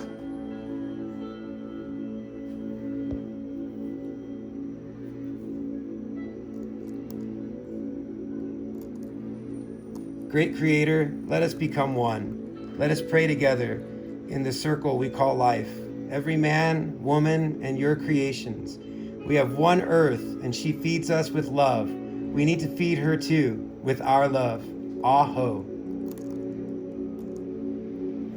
This is Tiahuanacu. This is an anomaly in South America, and it has all the races of man on this lower wall right here, and even extraterrestrials. And they built this giant monument. It's called the Gate to the Sun, Tiahuanacu. Yeah, it's found in the middle of Lake Titicaca in South America. Oh, I remember seeing that going, that's an alien. Yeah, and they got little alien heads carved in the skulls, and it's a galactic peace treaty with our ancestors and our origin star families. Now, there's breakaway advanced civilizations on this earth of beings that have more sophistication than jobs. Tiahuanacu. The alien in me sees the alien in you. Woo! Look at that alien. Some people believe that these are actually fairies. Oh. Look at that one. Beautiful. Dude, that is wow. insane. I just threw that one in yesterday. I was like, this is making it. What if you walked in the room and there's like a 6 foot one of those just looking at you, dude? Oh my god, I don't want to touch its eye. Can I just touch your eye? Imagine, Rude. dude, imagine how many senses they have. Imagine having all those senses. Holy shit. Oh, baby, that's so cool. Look at that horn. He's pretty horny. Yeah, that's an alien, all right. Ooh, this guy's a bundle of joy, a pink moth. Come on. I would hug the fluff out of him. I got a thing for moths too. Now back to Cambodia. They love the light. This was built around 1000 AD, yo. They were able to fly. But they don't teach us about that because that's occult science. That's outside of the Roman view of the cave. The clues are in there, baby. The Roman view of the cave. This is not Roman. Not at all. Nope. Sorry, guys. No Roman hands there. Oh, yeah. No Romans did that. Oh, here we go. Vimmanika Shastra, Aeronautics. This is a copy of an ancient Hindu manuscript on how to build their ancient Vimana flying structures. apparently Nikola Tesla used to meet with a Swami who taught him the ancient Vedic astrophysics. And see, here's a picture of the Buddha sitting in what looks like a spaceship in his Buddha palace that was also built at 1000 AD, which was totally the pinnacle of something major going on in the world. When? 1000 AD. That's when this temple was built. Oh yeah, something going on with the sun right then too. Yeah, 1000 was the year for the golden age. That was the dark age for Europe, but man, there was so much going on. Maybe that was scary for them. Is this in Cambodia?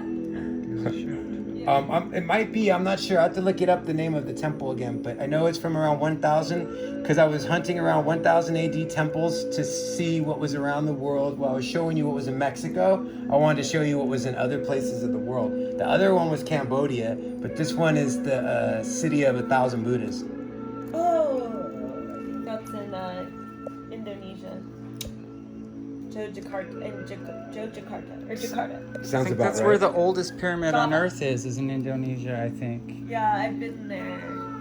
I feel like I should know that one. When the student is ready, the teacher will appear. It's a Buddhist proverb. Hell yeah!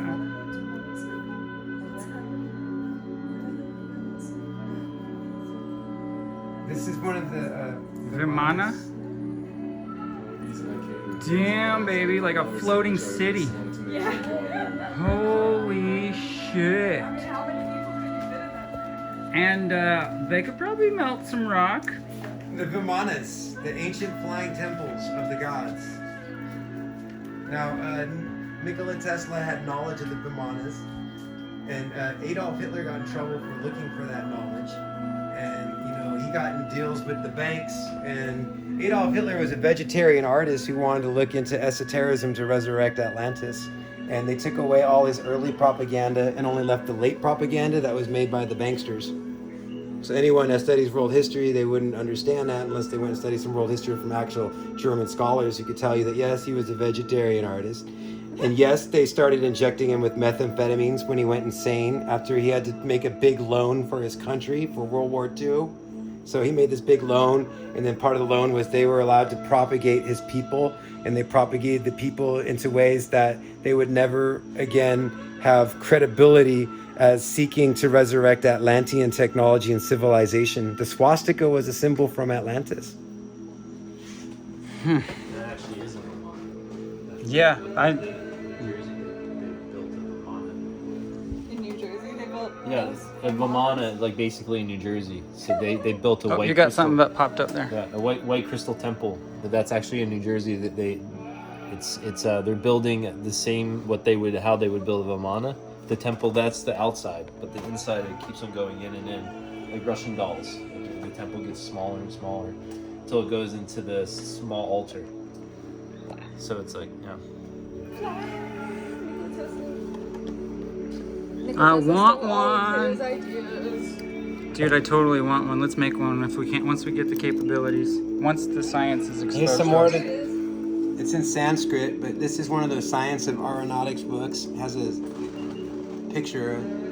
This is the kind of stuff that Nikola Tesla was looking at in his free time, and it's why he was persecuted when he came to America, because Exposing the truth.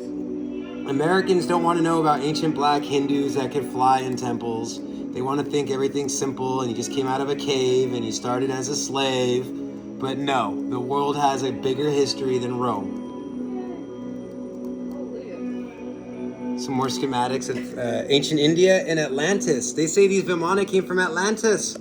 See? Now, they think Hitler's crazy for wanting to resurrect Atlantis and study these ancient sciences. And he had his own Vril Society, V-R-I-L-L, Vril Society, where he's working with a team of psychics to resurrect Atlantean technology. And they were going around the world to find artifacts and... Remember Emerald Bird's granddaughter was at the co-op there all the time? That's right. Operation High Jump. Ancient Indian book Prashnapanishad finds mention about gravity. Arya Bhata wrote about gravity, and Surya Siddhanta Bhaskara Sharaya in his book Siddhanta Shiromani. gave a broader concept about gravity. Why all the credit to Newton? Probably because people can't pronounce the Hindu names, but just a hunt. And it's gravity. Gravity is their way of hiding real science from us. They decided to attribute all of physics towards gravity causing it, but gravity is just it's a side effect from the electrical force, the ponderometer force. So the bipolar nature of that just causes matter to attract to itself. You know, like so it's they wanted to hide the electric nature of the universe. You know, Electromagnetic. and they suppressed Tesla's work and burned his laboratories to the ground and took all of his notes, and it's like they created the CIA and put all that shit underground. Donald Trump's uncle, his grandfather, had all the papers from Tesla. Well, there you go. I mean, Here's another picture. This is from Asian. Here's an Asian rendition of a flying Vimana. And you see the storks? See the storks? Remember I told you the storks from Atlantis? This is a picture of Atlantis. And then you see the bridge like Noah's Ark. Look at, they got all the animals crossing the bridge like Noah's Ark. And it's like Atlantis, Noah's Ark, flying machine. I mean, like, how much history is going on? And that's a tarot card or something? I don't even know. Like, I just saw that. I was like, I gotta put that in there. That's way too mysterious, man. Like, right? And the hair. It's almost like an MC Escher painting. Like you can't tell if it's superseding from the bridge is actually like floating away, or is it actually floating? Yeah. Like it's placed in exactly where it is. So they say that water is the transporter of star traveling. So basically, you see how MC Escher vibes are going on? yeah. You see the dimensions, like that's why he used that, because it shows you can't tell the distance. So if you're in water, you can't tell the horizon of something lifting off, or if it actually is floating away into space. Yeah, and UFOs can actually go through the water like it's no thing, you know? Yeah. So water was a transporter of Stargate technology. That's why SGI Stargate. That's why it operates with water, and that's why it goes through the wormholes, because the water is molecularly connected to all parts of the universe. And all Water holds memory. Yeah, It's it a is. computer. Yeah, and Yeah. a quantum connection. quantum connections. A caution quadrant. One drop is That's a whole ocean in a single drop. Yep. Even CERN is run off. That's why it's called the Hadron Collider. It's hydro.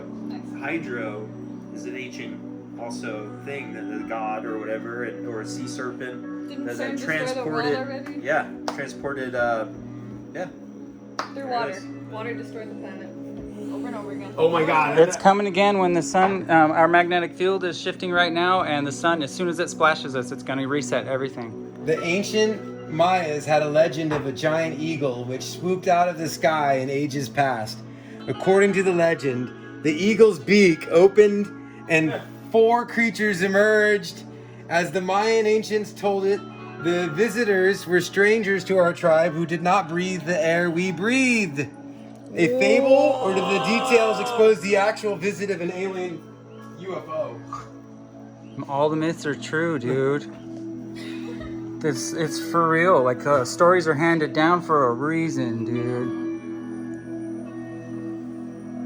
I found this in a comic book picture. I'm just surfing the web till 3 in the morning. Because I really know that the internet's not going to be around much longer, because I was a Y2K nut job Yeah. before 2012 and 2020. And I'm like, yo, when this all leaves, I'm making sure I have enough downloads in my brain that I could lose this and have enough to share. Someone will have it stored somewhere. You're right. Isn't that interesting? This is so great. Thanks for coming to my class and helping to film there, Ponder. Dude, this is like the best experience of my life. This is so eye-opening, dude. I can't wait to share it with the world. Here's another image of what they might have looked like. A rendition of a remodel of the pyramid structures in Mesoamerica. Some waterways, some boats. No private property. Just all one. Yeah, no private property. And everyone wanted to put in because If you think about like what kind of competitions they had, they were competing over each pyramid to the next pyramid to the next pyramid. So like the kids would get in, learn the ways, and they would want to build their own pyramid one day. And so like, you know, I'm pretty sure it was contagious and competitive. They all wanted to share in the water, and water represents flow or activity of how plants are grown. So if water is an abundant resource, then it's all shared amongst everybody. And that's why they channeled all the water in different like places, and that's why spirulina is sacred. That's why all the trees that would absorb the water correctly, and the people planting them. Machu Picchu. Yeah. So it was all about how the water was shared. You know.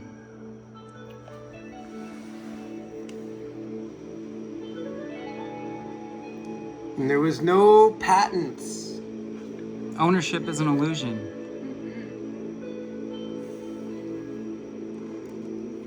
Let's keep going. We got a lot more to do.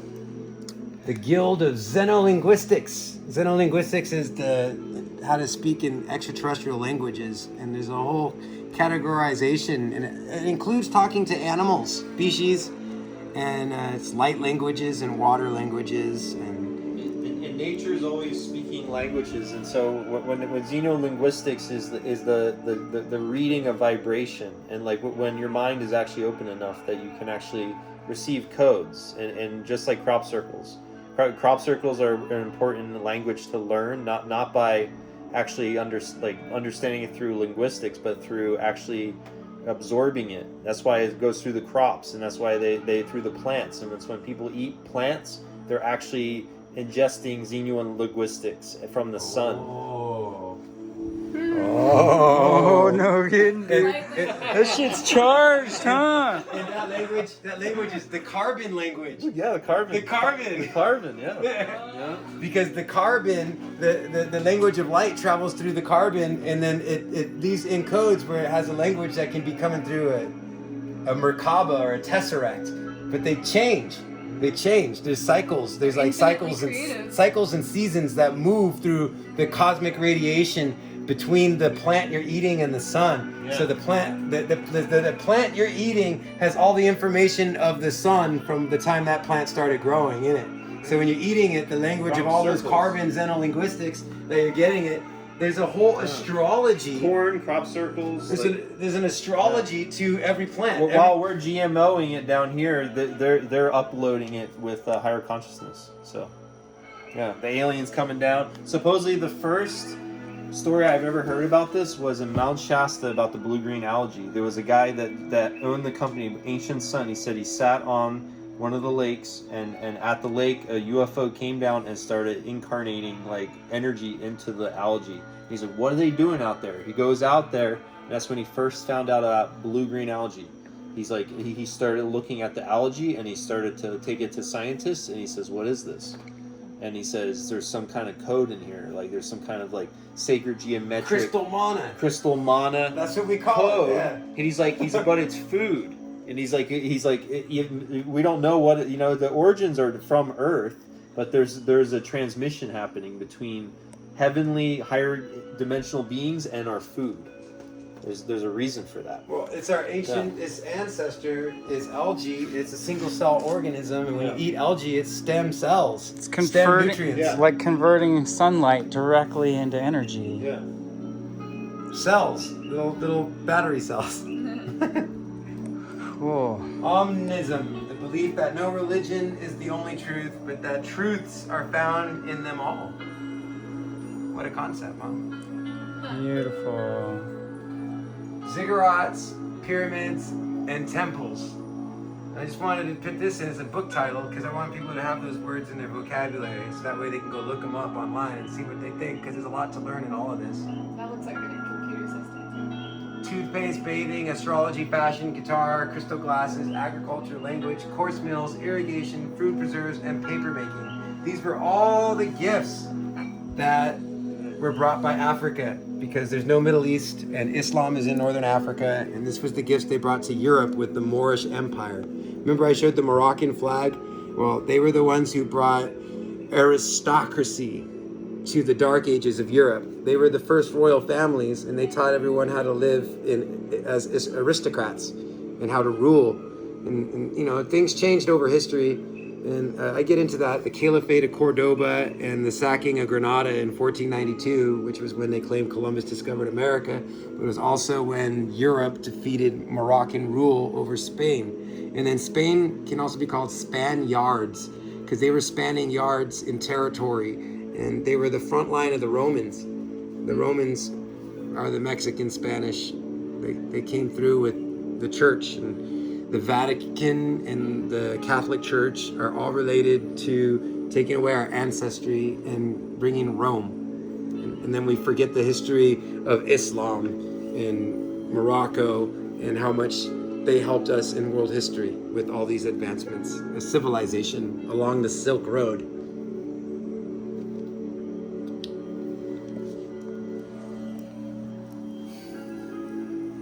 Here's a picture of some Moroccan architecture. Now that doesn't look like a freaking compass, and the point on the bottom of that pillar. I mean, to me, I'm like, just look at this. Like, why do they have so much sacred geometry symbolism in that? It doesn't look like the point on a compass stuck right in there.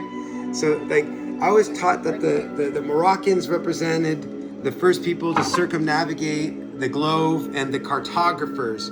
So a cartography instrument would be a compass without a pen. It'd be two-pointed. So cartography and the cartographers and the Moors and the Moroccans and these Moroccan arches and the symbology of the people that circumnavigated the ocean blue and our bodies of water, the relationship of bodies of water and Moroccans. I mean, it's all part of Black's Law Legal Dictionary in American history, understanding black law.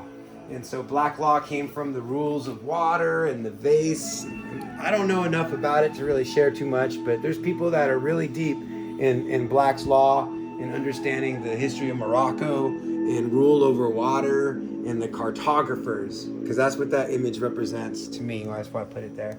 And then the next one shows another image of the cartography tools of man. And our limits. It's got a little all-seeing eye on the top of the cartography tool. Oh, I recognize that little symbol. pentacle on the bottom too, and a cup, Wow. an upward cup, and there's a sword, and there's a wand. Damn, bro. The sword and the wand.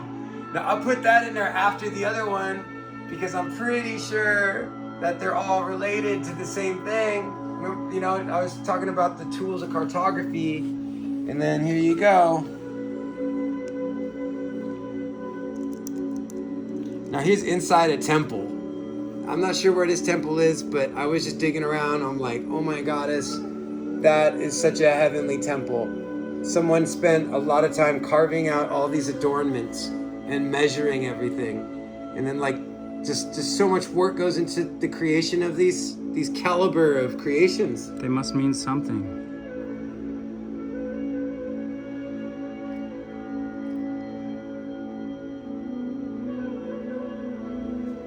I'm gonna keep going. I got a whole bunch more.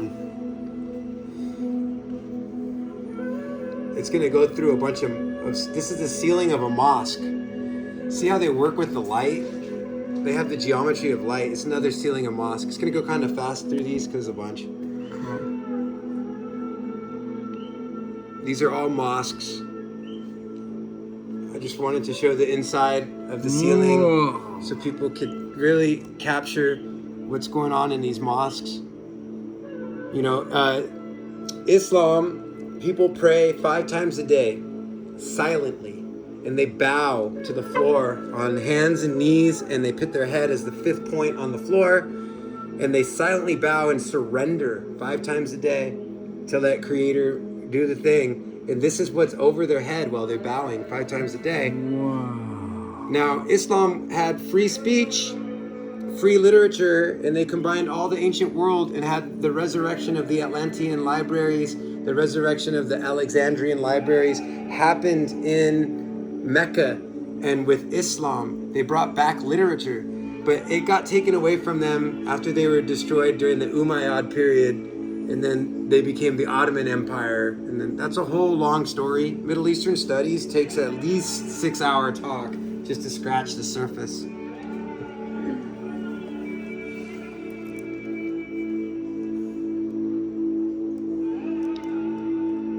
The art of the Middle East and the medicine of the Sufis, the Ivory Coast and the Silk Road and the birthplace of civilization, Mesopotamia and Mesoamerica are directly related because the Sumerian kings came from the giants and there was giants in the Americas, and there's a lot to study and only one life.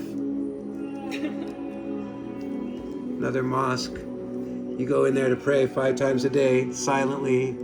You hear the imam call to prayer, and you bow silently, surrendered.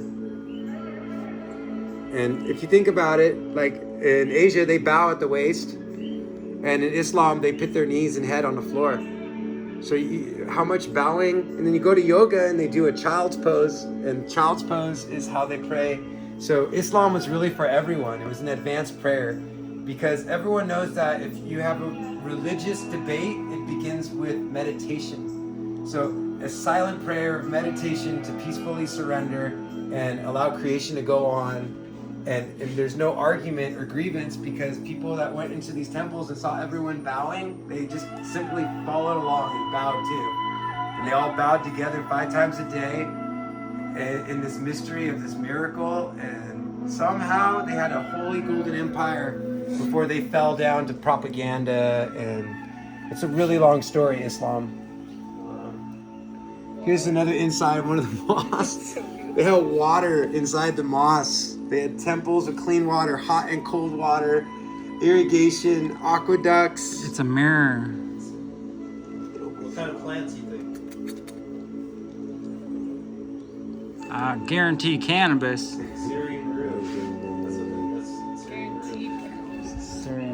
Yeah, Syrian rue was a lot of the instruments and a lot of the sacred geometrics of that is supposedly from that type of medicine that they consume. It was like their soma, the Syrian rue.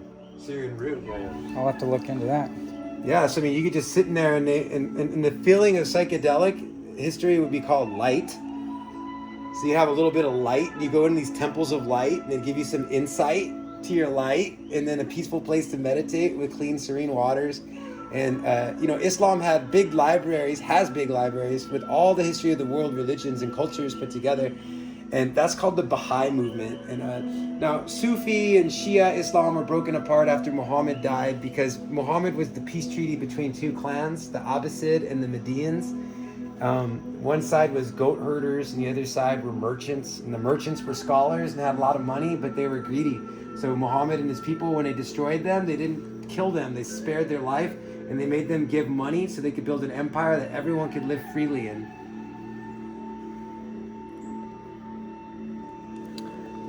The Mayan calendar predicted Islam as the golden era of the Eastern mind.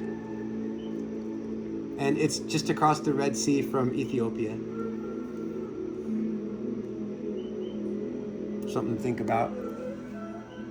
This is another roof. It's totally Merkaba encoded. I mean, I don't even know what you would call this. I mean, is that an embossed? I mean, there's the name for that. I mean, I'm sad. I did art history, but geez, that's a tough one.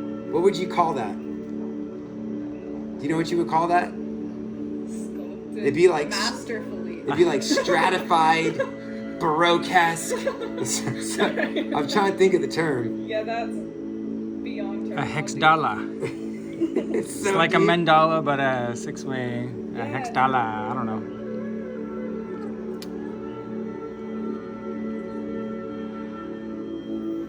Yes, thank you for filming all this. This is That's an electric nature code right there too. Yeah, that's the inside of a what they call a Birkeland current. That's a cross section of it. so they're conducing the energy of people's prayer through the ceiling of the mosque, Superconductors. Hell yeah, dude. and it sends out peace in all directions. That's what it does when it's operated correctly. Awesome. Whoa. Unfortunately, Islam is led by scholars, and a majority of the assassinations of Islam were at scholars. So a lot of people in Islam today are led by illiterate And then after Islam was sacked and looted by the Seljuk at the fall of the Umayyad, they rewrote the Quran and they put misprints in there, and so they could look at it and say that they were printing the wrong words, because the original Islamic people were, destroyed at some point and then replaced, and the warring families and traditions. It was a beautiful concept. It worked really well. It still works. The only problems with Islam is that we have a lot of propaganda and division. And if people just followed the simple practice of bowing and praying 5 times a day in silence in these temples and keep building these kind of temples for our society, then we probably would have another form of Islam or surrender or peace for a world civilization that wants to work for literacy, because they had libraries full of literacy and they're allowed to study. And that's a huge part to life, to be allowed to study and not have to think you came from slavery or cave. Mahalo. Let's see here. Oh, and this is Suleiman's palace. Oh man, this is a huge story. Whoa. This is in Turkey, and it used to be Constantinople, and then it became Istanbul. This was Constantine's chapel, and then when Islam came in as the Ottoman Empire, they remodeled his chapel into a mosque. And Turkey is an ancient nemesis of the world. During World War I, they were a bad guy. They're the spy capital of Earth because they have civilization on top of civilization on top of civilization. There's literally 3 layers of underground cities and structures and secrets in their city. So they moved the capital of Islam there before they fell apart as the Ottoman Empire during World War I. And so I put that in this slideshow because it's relative to world history. This is the end of the ancient world. Because when Islam fell after this... when was this again? World War I. Oh. That's when they covered it all up, huh? It's happened at World War I. This was the capital of Islam, and it was led by white people that had sacked the empire of Islam, and they killed all the Umayyads. And then they moved the capital to Turkey, and then they looted the whole empire through banking systems. And so the tariff and taxes didn't go back to the people in a civilization. They went to pay off the loans for the war. But the empire of Islam fell apart because they had mercenaries that were hired to protect them. That's called the Seljuk, Seljuk. So the Seljuk took over Islam when they went bankrupt and couldn't afford to pay their army people anymore. So then the Seljuk started riding the empire out, and it fell apart into divisions and sections. And then after World War I, Islam as one giant empire got divided into the British Mandate system, into the countries today you see on a map of Iran, Iraq, Syria, Lebanon, Israel. So if you study World War I history, it begins at the end of the ancient world, at the fall of the Ottoman Empire and the beginning of the nation states under the British Mandate system. That was at the fall of World War I. After World War I, the end of the Ottoman, which is not the Middle East, it's Northern Africa. So the Northern African Holy Empire of Faith became racist when they imposed colonialism on them after World War I. That's just a little bit.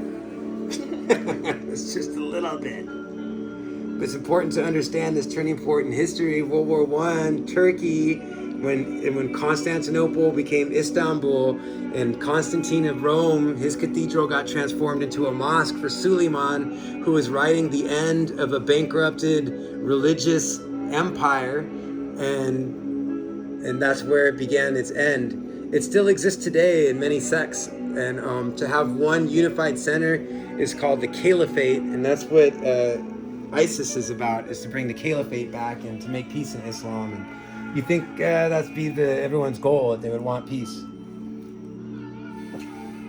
Bakhtun, baby. Here's another Ziggurat UFO. Just keeping it in context of the ancient world, possibilities of things we don't know that we could do without fluoride, without Romans.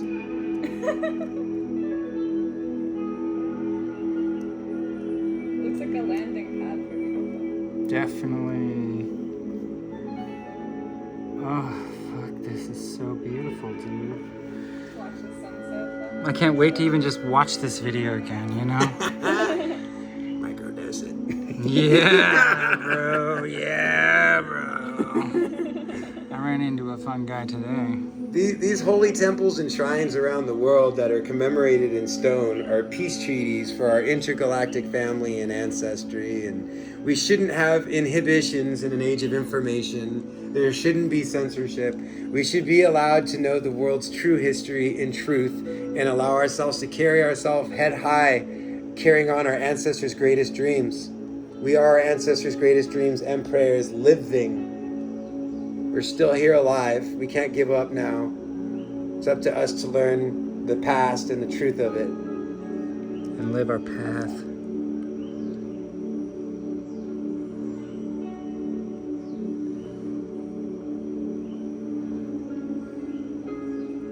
Fucking beautiful.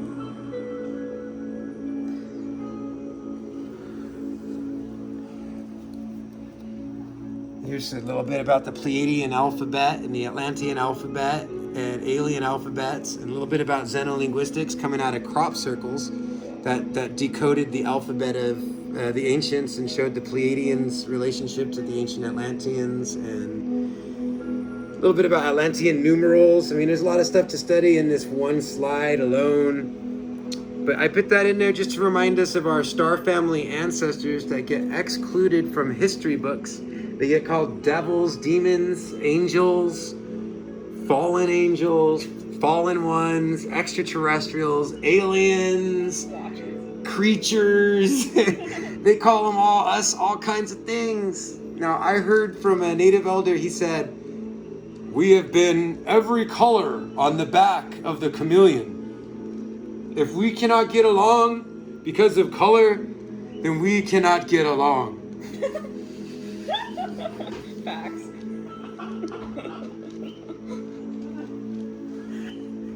It's beautiful. So these alien alphabets come with archaeology and xenolinguistics, and some of these things were destroyed and caught by the Jesuits. They catch that right away. Take it out. Ooh. Here's some more of the Nazca lines. This is what they look like from looking at from the sky.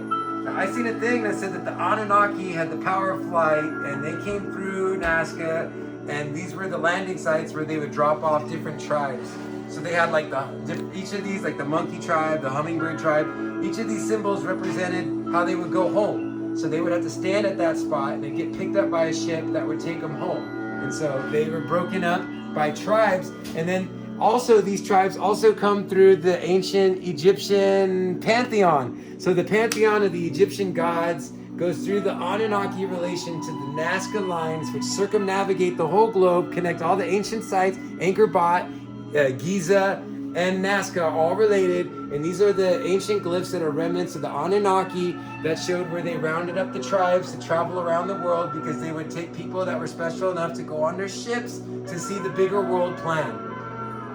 There's a landing site by Uncle Robert's too. It's our way out of here. I want to go see that. That's right below my property, dude. It's like in sight of my property.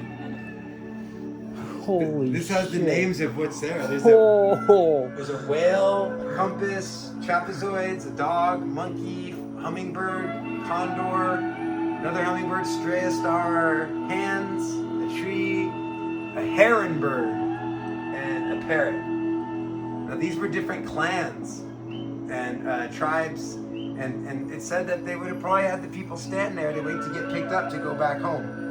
And they had possibility to fly with ziggurats and slingshots made out of rubber with carbon fiber gliders that would have been hand wovens. So if there was giants and little people, the little people could weave a hang glider that the giants could slingshot off a mountain and fly them. Nice. Can you imagine being on one, dude? Whoa, slingshot by a giant. Whoa. Fucking better than any amusement park ride you've ever been on. Even in man. Costa Rica, Holy there's these shit. ancient megalithic spheres that are anomalous. They don't know where they came from in Costa Rica, but I think they came from the giants in the ancient wars, and they were slingshotting these giant stone spear balls. Whoa. They're in Costa Rica, the Costa Rican anomalous megalithic spears. There's your answer. And like the statues of those heads are probably life size. Yeah, Whoa, baby. Holy shit. Prepare yourself for the new work order. The new work order. Check out this next one. You're gonna love this part. I made this. We got some teaching to do. When freedom is outlawed, only outlaws will be free. Look at that ancestor, huh? Big beard. Look at that nice beard. Where's Roger at? Right, Roger. Roger. Here we go. So now that we know that, here is the Viking blowing the horn to the Rainbow Bridge to Asgard. So from the Viking terrain, they made it to South America. They made it. Apparently Lono had a red beard. They made it to Hawaii. The Vikings made it around the world on their ships, and they don't want us to know any of the Viking history. And for whatever reason, they want us to think everything's smaller. Yeah. Here's an image of the Celtic Confederation flag that they had before the British flag. This was the conglomerate nations of the Celtics put this flag together to commemorate their tribal relationship. That was before the British took the crown. It's the original Brit flag. They were called the Brits and the Picts, and they tattooed themselves heavily. And this has the colors of their original tribal. What's that? Red, black, white, and yellow. They had Native American tribal 4-direction colors in there. That's interesting. And then the whole idea of them having their own flag before the British is something for everyone who calls himself white to look into, that they're not white. They have tribal ancestors who had flags and histories outside of Rome and caves and slaves. Here is an image of one of the Picts. This is one of the women warriors. She tattooed the sun on her belly and breasts has stars and the moon on her chest. And she tattooed her waist with her star chart for her family. And she's carrying a spear. Now these people would have had contact with the Africans in the ancient world, and they would have definitely scared the crap out of people living in the Dark Ages in a hut that couldn't read or write. Because some of these people might have been able to read and write in science and symbols and signs. Was she blue because of silver? She was blue because she tattooed herself blue. Oh. They picked their body and tattooed it blue because they lived with the black people, and they had to do something to show that they were willing to be black. Plants they knew about that no one else knew about. You guys should look up this guy turned himself blue with colloidal silver. He overdosed himself on colloidal silver and his skin turned blue. I'm down, let's do it. Hare Krishna. So this is a pick. I learned about this while studying tattoo art because the Picts were some of the first ancient tattoo people that came from Egypt, and they came with the blacks and they inhabited the islands of Europe, and they lived as Atlanteans, and they would have been traveling the whole world and been found all over the whole world because they were sea-bearing Sephardic peoples, and their history got picked off by the Celtic peoples first and then by the British people second. That's where we get the word picture from Picts. Pictures of Thor. So here's another image of what the Brits and the Picts and the Celts would have looked like. Wearing their colors for their house and their tribe, and having their shields and swords, tattoos. It's a big part. So I learned about European history through studying tattoo art. Because light people had light skin, so they had more tattoo space. If they would go to battle, they would get a cut with a sword and they would stuff it with charcoal, and then they would tattoo a flower on their stem because they called it a stem. When they had a slash from a sword and they stuffed it with charcoal, it would be the stem for a rose. So the Picts would tattoo flowers from warfare on their body, both man and woman. Yeah, and it's the book. What's this? Check out that whole book. You probably find something as you're studying. Oh, signs and symbols. Oh, I can't wait to look at this, dude. It's so cool. I've been looking at it every day. It's been great. I gotta get me a copy. Whoa. Nice big- Is that the Vans kind of thing? Oh no. Maybe it is, yeah. Oh, and they got the swath. Oh my god, are you looking around the border of this thing? Oh Jeez. wow. The border is all surrounded with things. Look a dragonfly. A turtle. Yeah, so the signs and symbols and the language before written words was signs and symbols. Native American religion says that everything is a sign and a symbol. Everything is in perfect order.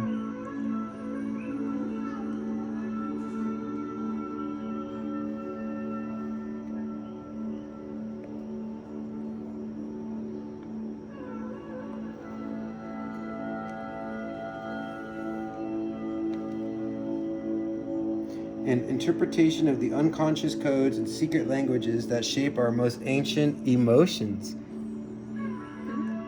Identification and analysis of the visual vocabulary that formulates our thoughts and dictates our reactions to the world around us. Wow. Ancient Egypt, pagan Europe. Wow, bro. Right? Full on, huh? It's got the harp.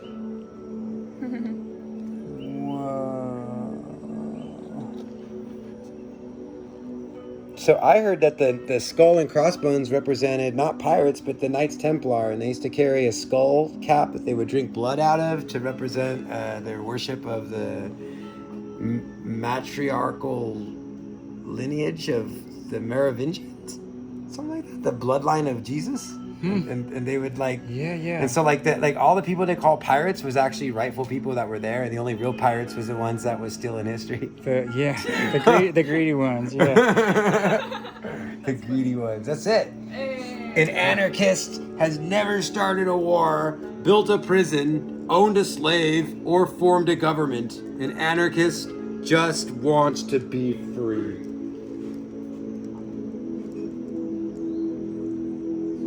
What a beautiful lesson, dude. All right. We're at 2 hours today, so I'm going to conclude this meeting. I think that we covered a lot of ground. I look forward to seeing your film, and we meet again next week. And I'll go through after this part to the next parts that goes even further. Thank you, Brother Ponder, and thank you, Jenna, and thank you, Deva. Thank you, You guys coming through for this 2 hour lesson and session, right? I hope it helps us to like really like have better things to talk about than complain. Yes. No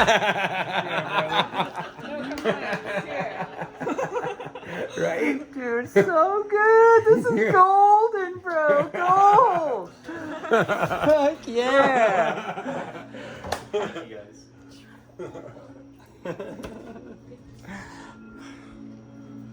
Thank you, Ponder. You are welcome, bro. We did it just for you. Anytime. I showed up right on time, right at almost- 4:30 on the dot. I almost didn't even want to make it, but I did. We did it because you said you wanted to come and you were so excited, and I wanted to share. And I work really hard. I've been studying for 25 years. I've been studying this stuff, and It's time to come into fruition. there's a lot more. I like it when the room fills up with other people who study, and then we talk about 1000 AD and what's in this corner and that corner of the world. And then it's like, when you hear all that and then you hear about the Dark Ages, you're like, how come everyone else has such beautiful stories? Yeah. Just learning as we go. Just learning as we go. Yeah, so I just put my movie up online. Eating organic isn't a trend, it's a return to tradition. And that's just something to remember, yo. We can grow free. Our sacred bodies are worth worshiping, dude.